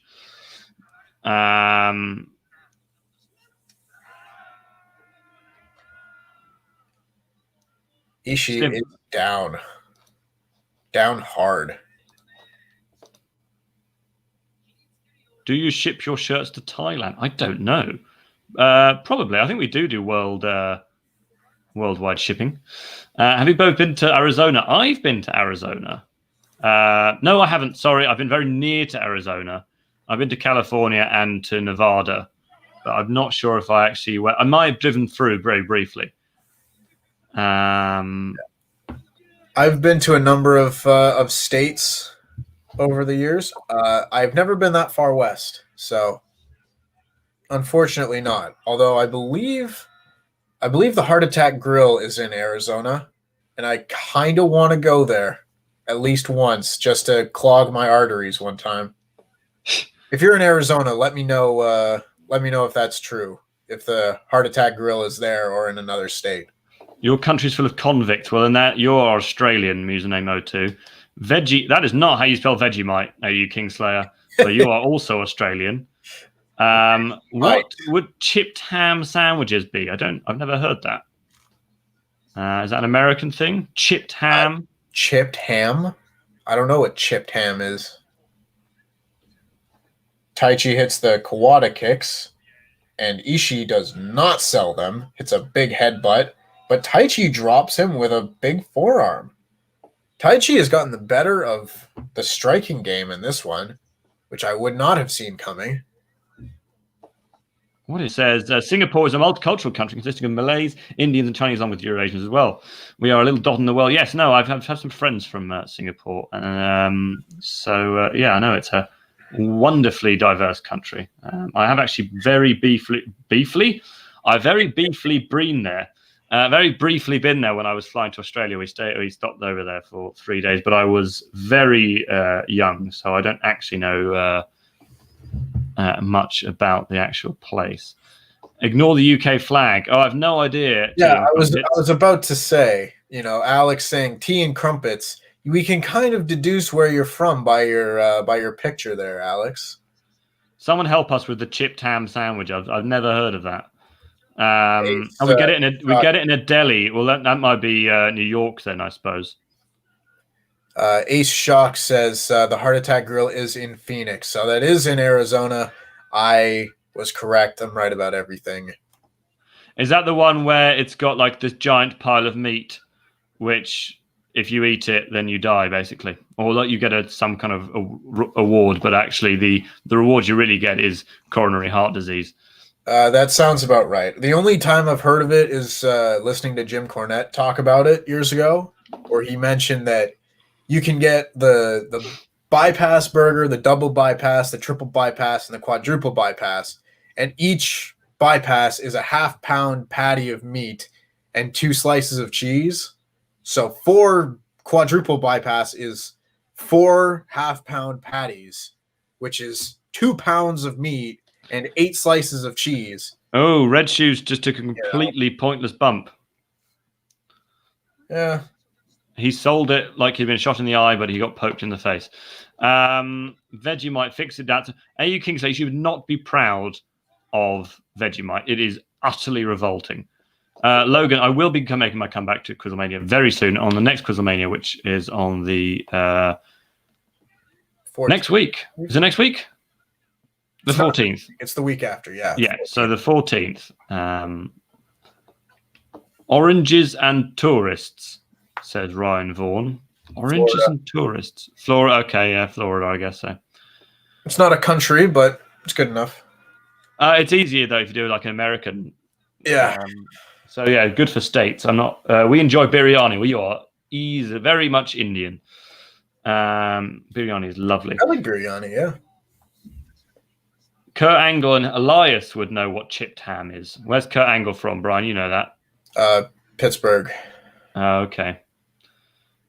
The Heart Attack Grill as a sign a waiver so you can't sue us if you die, and people over 350 pounds eat for free. That should be illegal. So basically, if you are horrendously overweight, you can eat here for free. Yeah. And I was gonna say, if you get the quadruple bypass burger, they'll give you like a free wheelchair ride back to your car. Nice. And yeah, another big clothesline from Ishii. But the other things I've heard about it are like they sell unfiltered cigarettes. They sell French fries made in real lard, and they sell Mexican Cokes, which have real sugar in them. Oh, nice. So I want to go there one time just for the experience. One of the most surprising things I noticed when I went to America for the first time was the color of the Fanta. It is luminous orange. A low blow from Taichi. He pushes the ref out of the way, and he's now going for the Gato clutch. What is his obsession with Gato? Gato isn't involved in this match at all. He wants Gato to interfere in his matches. Is he jealous of Jay White? Who isn't? It's true. Have you seen that beard? I know you love his beard. I love it. I love it so much. I wish I had his beard. That's not true. I don't want his beard. Antonio Correa says, wait, isn't his name Tempest? It is. I don't know. Yeah, sorry. Like I said before, he looks a lot like my friend Brian. Brian has a big blue face. Blue face with yellow eyes. And last ride from Taichi. Why you hate Vegemite? Why? Because it's revolting. It's yeast extract. It is honestly disgusting. It's like licorice. Like, why would anyone want to eat that? Why would anyone want to put that in their face? It's horrendous. Logan says, WrestleTalk videos have helped me get through a tough time in my life. Thank you guys for your dedicated work. I have to go now. Cheers, guys. Well, have a lovely day, Logan. I'm so glad to hear that. Yep. Enjoy being from Singapore. I say that because that's the one thing I know about you other than your name. So yeah, have a lovely day, and it's really nice to hear that. Fighting kangaroos is not advisable. They come out on top of car crashes. Yes, it's the same as in Sweden. If you see a moose in the road, swerve and hit a tree, because that's actually safer than hitting a moose. Because what happens is the moose is so tall that you hit its legs, the moose's entire body will then fall through your window and kill you. Yep. Oh, Ishii hits. See, there's the rhyming names again. It's difficult. It's a big headbutt to level Taichi there. I also want to point out quickly, because I did notice this and found it very funny. Ace Shock says Arizona has the Mexican Cokes, and then immediately corrected himself and said Arizona had the Mexican Coca-Colas, because that could be taken in another way. Taichi just powers out at one, and Taichi hits an Olympic slam. Oh, what a near fall. God, I don't know why I reacted so viscerally there, but I was surprised. You thought he had it. Can you blame me? Flame Inc. says, Tempest, you've been given contracts to go to WWE, AEW, New Japan, or Impact. Where do you go? I go to New Japan Pro Wrestling. Not even a question about it. Not Impact? You don't want to be in the Impact zone? I don't think the Impact Zone exists anymore. I don't know what they call it now, but I mean, it all depends where I would be in my wrestling career. If I was like established and wanted to live, in North America, I mean, AEW would be the choice. But I don't know. I love New Japan. I love the style. I love how they work the fans. And if I could go and be a young lion and train with Shibata, that would be just a dream come true. I do like Shibata. What the bread? Yeah. Yeah. Oh, Taichi going for the Black Mephisto, but Ishii firing him up, blocks a kick, hits an Enziguri. Did you say what the bread? Is that like the Canadian way of saying what the F? What the bread? Yeah, it's much more polite that way. Eh? Mm. Oh yeah, a couple of hosers, eh? This has probably been the match of the night so far. Absolutely. So certainly the most exciting one for the crowd. I mean, Taichi has genuinely surprised me in this tournament. I don't generally like him, but I've been pleasantly surprised. He's done much better the last year or so. Ever since he had like a coming out match against Ishii, they've done much better by him. And this match, Brainbuster 2. That's got to be 3. Ishii picks up the win, but very, very, very good match. I don't doubt that Ospreay and Ibushi would be able to top that one, but that was a very good match. They should be proud. They should be proud of themselves, and that's coming from world-renowned wrestler Tempest. Absolutely, it has my seal of approval. Broken Scythe says, I would love to go to New Japan Pro Wrestling, but maybe that was because of my weeaboo days. It's okay. Kenny Omega was a weeaboo. A what? A waifu? Not quite. Someone who loves Japanese culture, perhaps a little too much. Anyone who has a waifu, please explain in the chat why. Yeah. Oh, they're still trying to go at each other after the match. Angry boys. This has become a bit of a thing in this tournament where they can't stop clawing at each other after stiff matches. Where have we got? Flame Inc. says, is it just me, or does Luke Owens' t-shirt look better than anything WWE has ever made? What about the Triple HHH t-shirt, which was Triple H? Yeah. Triple H. 9 H's. I enjoyed that game we were the country game. I'm trying to think of another game we can play in the chat.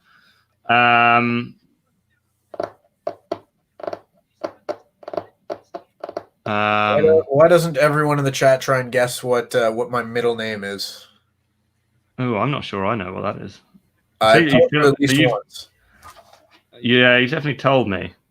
But it was in our old work chat, so I can't find it anymore. You can't even go back and check. If anyone wants to guess what Caucasian middle name I have, go for it. Jeff, people are guessing. Evelyn. Brian. Stuart. It is Bort. I need a Bort license plate. Stephen. Michael. Alexander. Peter. Kevin. Barry, someone said. Robert. Gwendolyn. Night Shadow. Gwendolyn's a good guess. Very, very close. And by very close, I mean not close at all. Gareth. This is a game for the chat, not for you. Fine, you can guess my middle name as well. I think it's probably easier. It's okay. I don't remember what it is either. You can tell how good of friends we are. We've already forgotten everything about each other. Well, middle names are hard. Yes, Jobber JJ. My middle name is Tempest. You're Lance, right. Mohammed, Damien, Winston, Luke, Anthony, Bartholomew, Ollie, Kent. I will tell you, my middle name is not Kent Broken. My middle name is not Randy, but good guess. Got people really want it to be Bort. It's not Bort. I will tell you that it's not Bort. Got Nathan, I would love it if your middle name was Bort.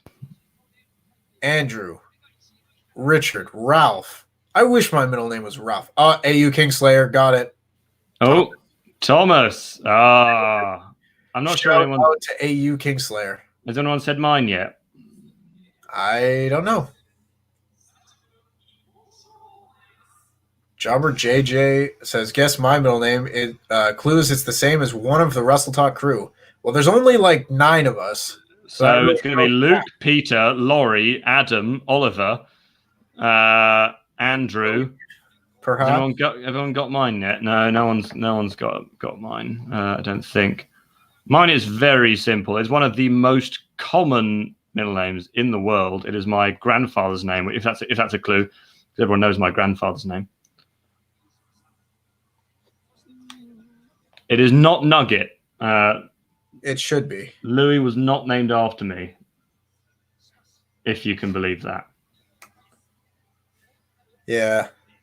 Joe, John, James. Oh, John. Who said John? Lukewarm, you got it. Lukewarm got it. Well done, Lukewarm. Randy, Andy, John, Datson. Somehow it doesn't flow. Your middle name needs to be like Mandy or something.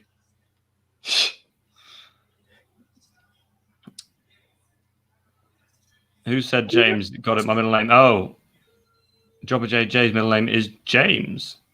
But you said it was someone on the WrestleTalk. Who's on the WrestleTalk crew called James? We used to have someone called James, but not anymore. Not anymore.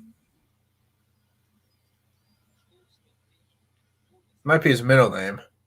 He might be talking about his first name as someone from the thing. I think Jobber JJ is called Jordan. I guess that's where the other J comes from.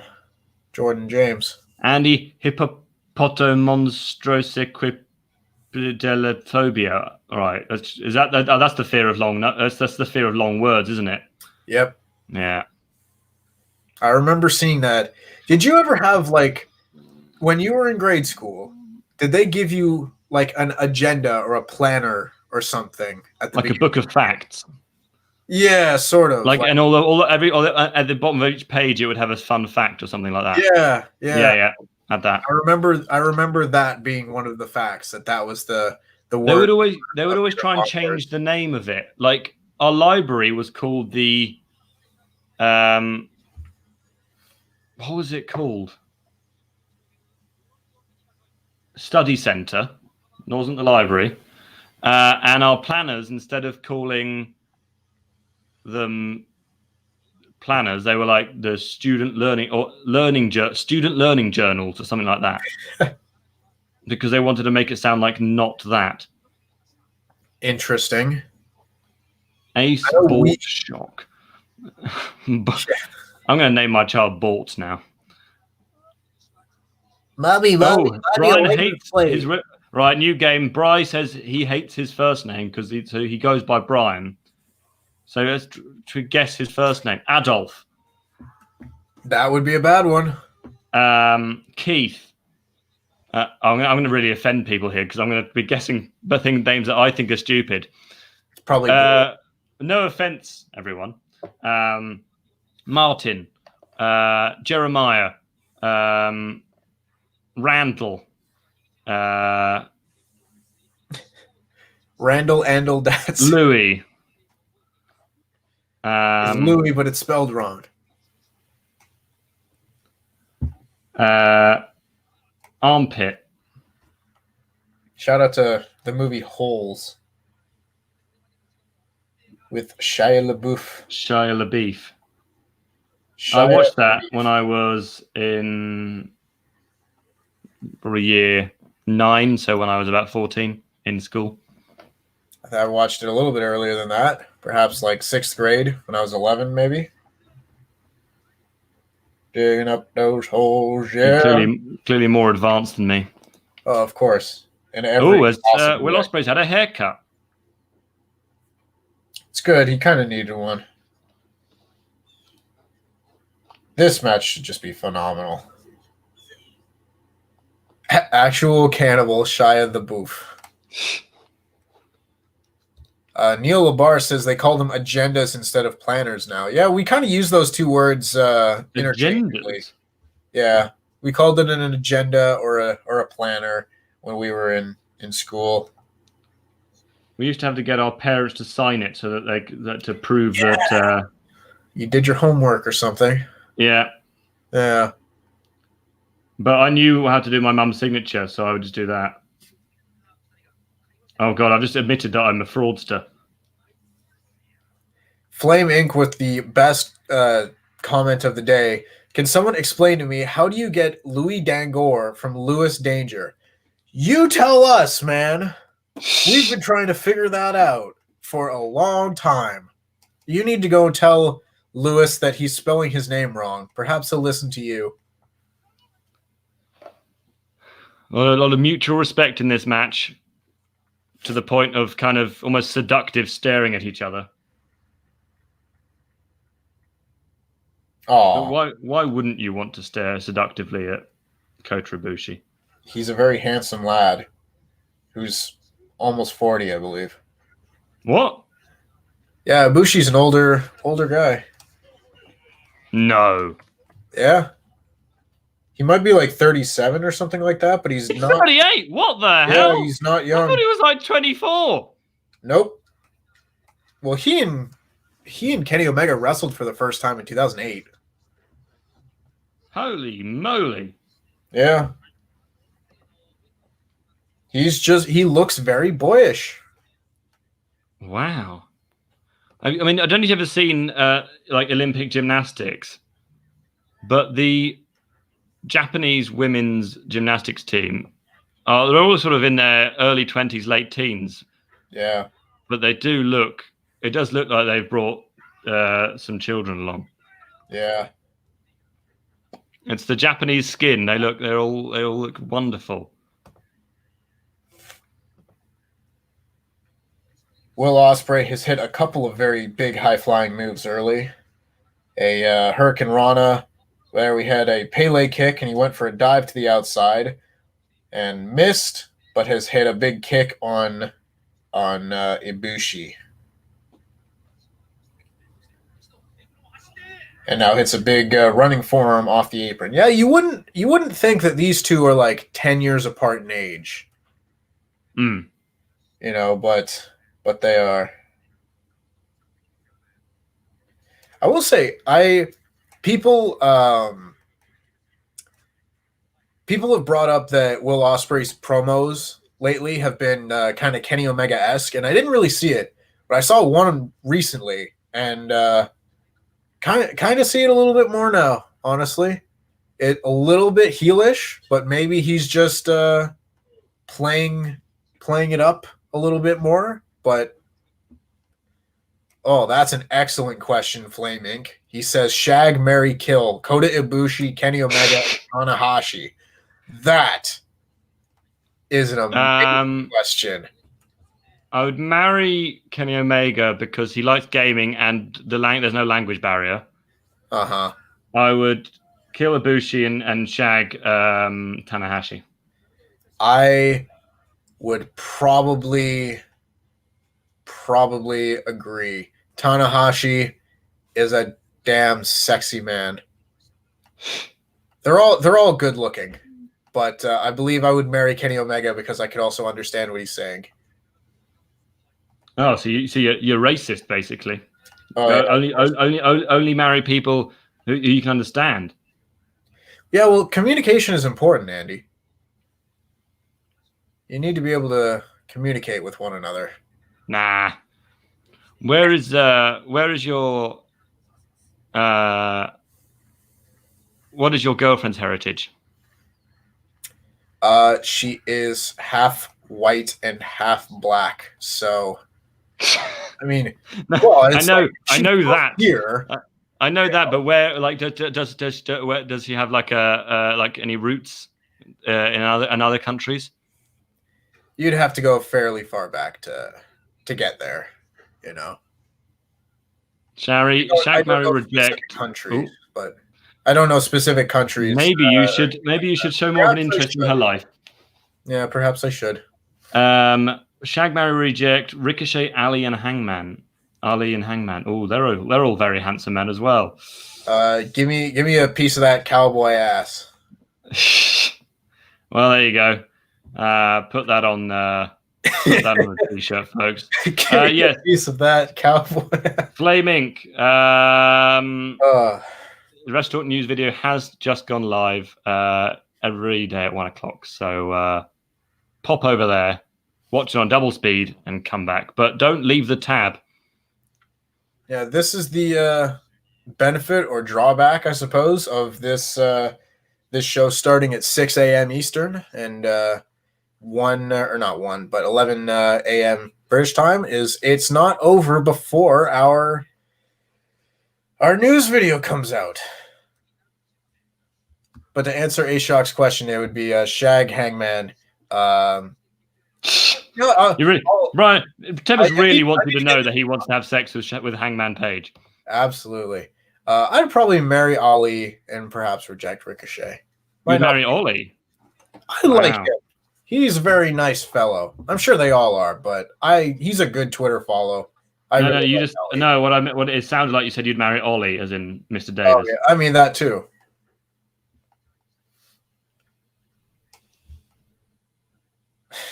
Broken Scythe says, "Oh no, Tempest's girlfriend is an Oreo. I hope this doesn't come out as racist. Sorry, Tempest. You got to be careful with such things." Yes, well, at least you apologized in advance. It's kind of like that. I hope not to offend you, but yes, you could have. I hope this isn't racist. However, here's something that might be racist. Yes. Broken Scythe says, "I would watch that later. I like Wrestle2 more." Oh yeah, because we're on Wrestle2. We are the Wrestle2. Brian Robinson said, I'm not going to read that, Brian.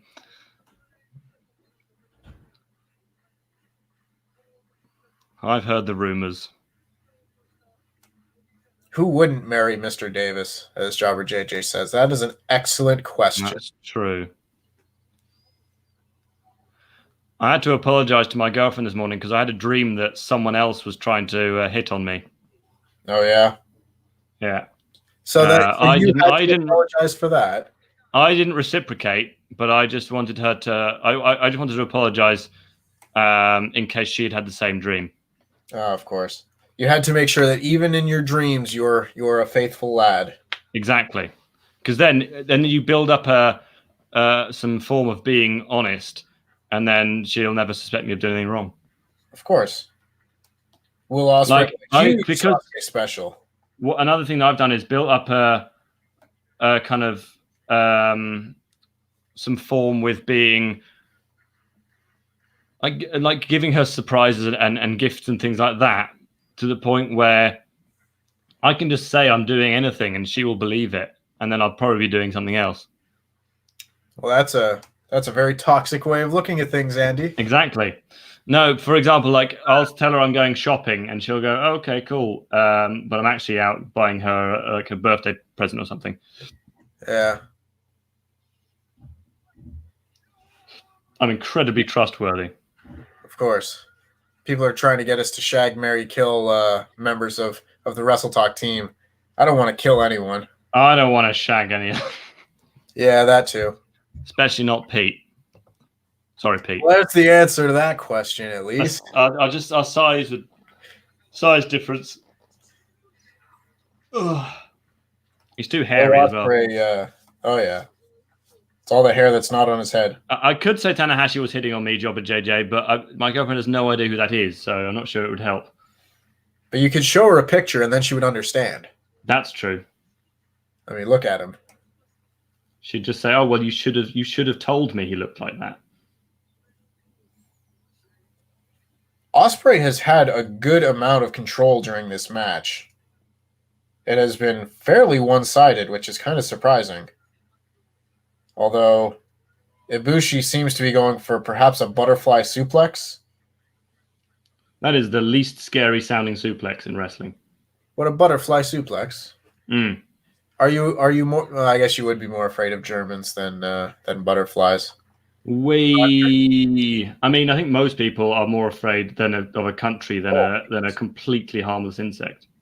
Yeah.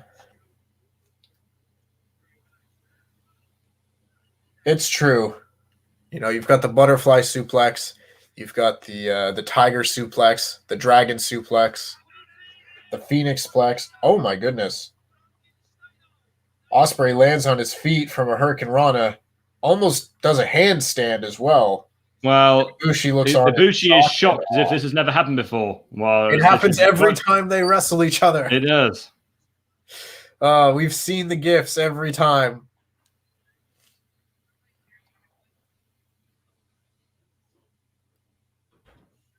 And they're now exchanging strikes. NP Solomon says, oh, no, that's Shag, Marry, Kill for T-Bar, Mason, Slapjack. They're all the same. I don't know which is which. Whichever one Dijak was can be the Shag. I think Dijak is T-Bar. Then that one. Or is he Slapjack? I think he's T-Bar. Slapjack was Shane Thorne, I'm pretty sure. Yeah, T-Bar is Dijakovic. Yeah. Oh, yeah, I used his indie name. How dare it? It's probably his government name, actually. Is that his real name? What is his real name? Dominic Dijakovic. His real name is Christopher James Dijak. Oh. What's wrong with Chris Dijak? Why did it have to be double alliteration?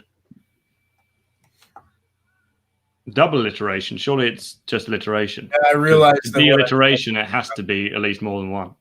Yeah. Ospreay with the backflip off of Ibushi's chest. Hits a big Enziguri. Oh my goodness. And a huge German suplex from Ibushi. Very good stuff. But I saw a better one somewhere around here. Ace Shock saying Shag, Marry, Kill Suzuki, Ishii, and Taichi. None of kill them. Taichi. You can get rid of him. Shag Suzuki, marry Ishii. God, you want to be beaten up. Don't continue me. Everyone in the chat, tell us your what's the most unbelievable but true fact you know, or the best fact you know. For example, that just like fingerprints, everyone has a unique tongue print. That is an interesting fact. Or that cat urine glows in a black light. Huh. A big hook kick there from Ospreay as he sets up for Stormbreaker, but it's far too early for such a thing. As Ibushi fights out, goes for a Kamigoye, gets kicked. Osprey. Powerbomb. There's another fact. There's like we live closer to the age of like the Tyrannosaurus Rex than we do to the age of the Diplodocus or something, because the dinosaurs lived for so long that there are millions and millions and like tens of millions of years between each of them. Hundreds of millions of years between each of them, in fact. Oh yeah. Yeah. Stuff like that is crazier. You know, it's just absolutely insane to me. You know.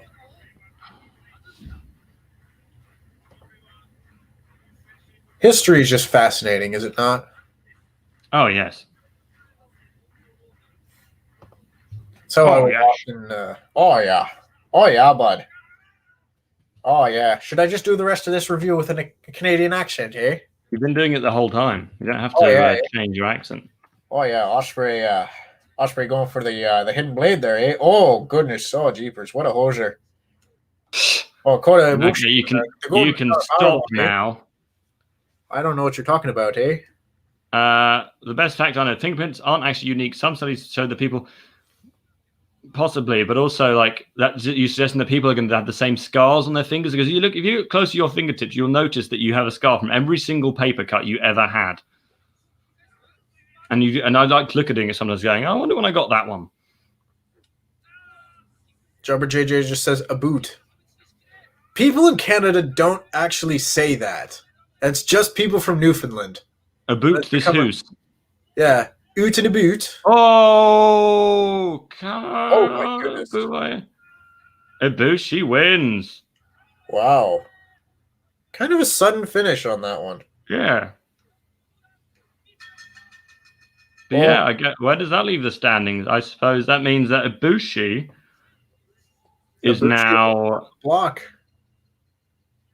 Ibushi is now 4. Is the only person who is 4-1. Taichi, Will Ospreay, Minoru Suzuki, and Jay White are all now 3-2. Okada is 3-2. Jeff Cobb is 2-3. Takagi is 2-3. Ishii is 2-3. God, a lot of people on 2-3 and 3-2. And Takahashi is 0-5. So a very, very close block still, and there's only a few days to go. So, and honestly, I could not pick a winner at the moment. I don't know, man. A few of these, like this is going to be a real close G1. Flaming says, has there already been anyone to sweep the G1 and then win the IWGP title? No. The only Finn Balor, Prince Devitt, whatever you want to call him, is the only person to well, actually, I don't know that that's true. He's the last person to sweep the Best of the Super Juniors, and he went on to win the IWGP Junior title immediately after that. That was the first year that the Bullet Club was in existence. Sorry, I've just seen a comment. Yeah. Broken Side says, I've never had a paper cut. You're not trying hard enough. You're living how have you never had a paper cut? If you're opening a cardboard box, if you're just cutting some paper and then your finger slips against it, cut paper and cardboard is very sharp. I was actually opening a peeler the other day, a potato peeler. I bought a new one, and I managed to cut myself not on the peeler, but on the cardboard it was in. Like the hole down my finger was sliced open. Yep. I do not understand. Crazy. Roy Robinson, I didn't want to know that. Says, don't go full Michael Myers on me, Tempest. Well, there's an interesting distinction. Michael Myers is a murderous movie character. Mike Myers is a friendly Canadian actor. He is Austin Powers. Kingslayer says, armadillo shells are bulletproof. In fact, one Texas man was hospitalized when a bullet he shot an armadillo ricocheted off the animal and hit him in the jaw. Good. Honestly, good. Don't shoot animals. Yeah. Longest English word is 100. AU Kingslayer, you're just on a website now. These aren't things you know. It just says we won't spell it out here. Like as if you would write that. But the full name for the protein, nicknamed Titin would take 3.5 hours to say out loud. Right Nice. on. Flame Inc. asks, Tempest, since you're a wrestler, I have a wrestling question. If hitting a ref with a normal move can knock them out, wouldn't a finisher be murder? Yeah, entirely possible. You know, depends on the person. I mean, that might be why Mike Chioda was basically incapacitated for like 20 minutes during the Triple H Undertaker match at WrestleMania 17. But yeah, you try hitting a referee with an RKO. That referee is not getting up. Oh, Ibushi's cutting a promo. He's saying, wow, I can't believe I'm the only person on 4 and 1. Everyone on 3 and 2, on 2 and 3, can kiss my 38-year-old ass. Yes, I'm 38. I know it's completely unbelievable, but I really am. Good night, everyone, and thanks for watching. There you go. And speaking of thanks for watching, I think that'll do us for today. We will be back on, is it Friday or is it Saturday? I believe it's Saturday that we will be back. So yeah, join us on Saturday morning, where we will be going through. Is it A block again? Yes, that one will be A block. A block. Main event of that show will be Kazuchika Okada versus Shingo Takagi for the very first time. That sounds rubbish. But join us anyway. For that, it'll be Brian, Tempest, and myself. And on the Sunday, we will have to see, because it probably won't be Tempest. It might be me, but we may have to have a bit of a skeleton crew that day. Yeah, so have a lovely day, everyone. I've been Randy Datson. This has been Tempest over there. And yeah, click on the things on the screen, subscribe, click the bell, go over and join Phenomenerds. It's going to be wonderful. Debuts today. And go to the WrestleTalk main channel because the news video has just gone live. But yes, anyway, we will see you on Saturday. Farewell.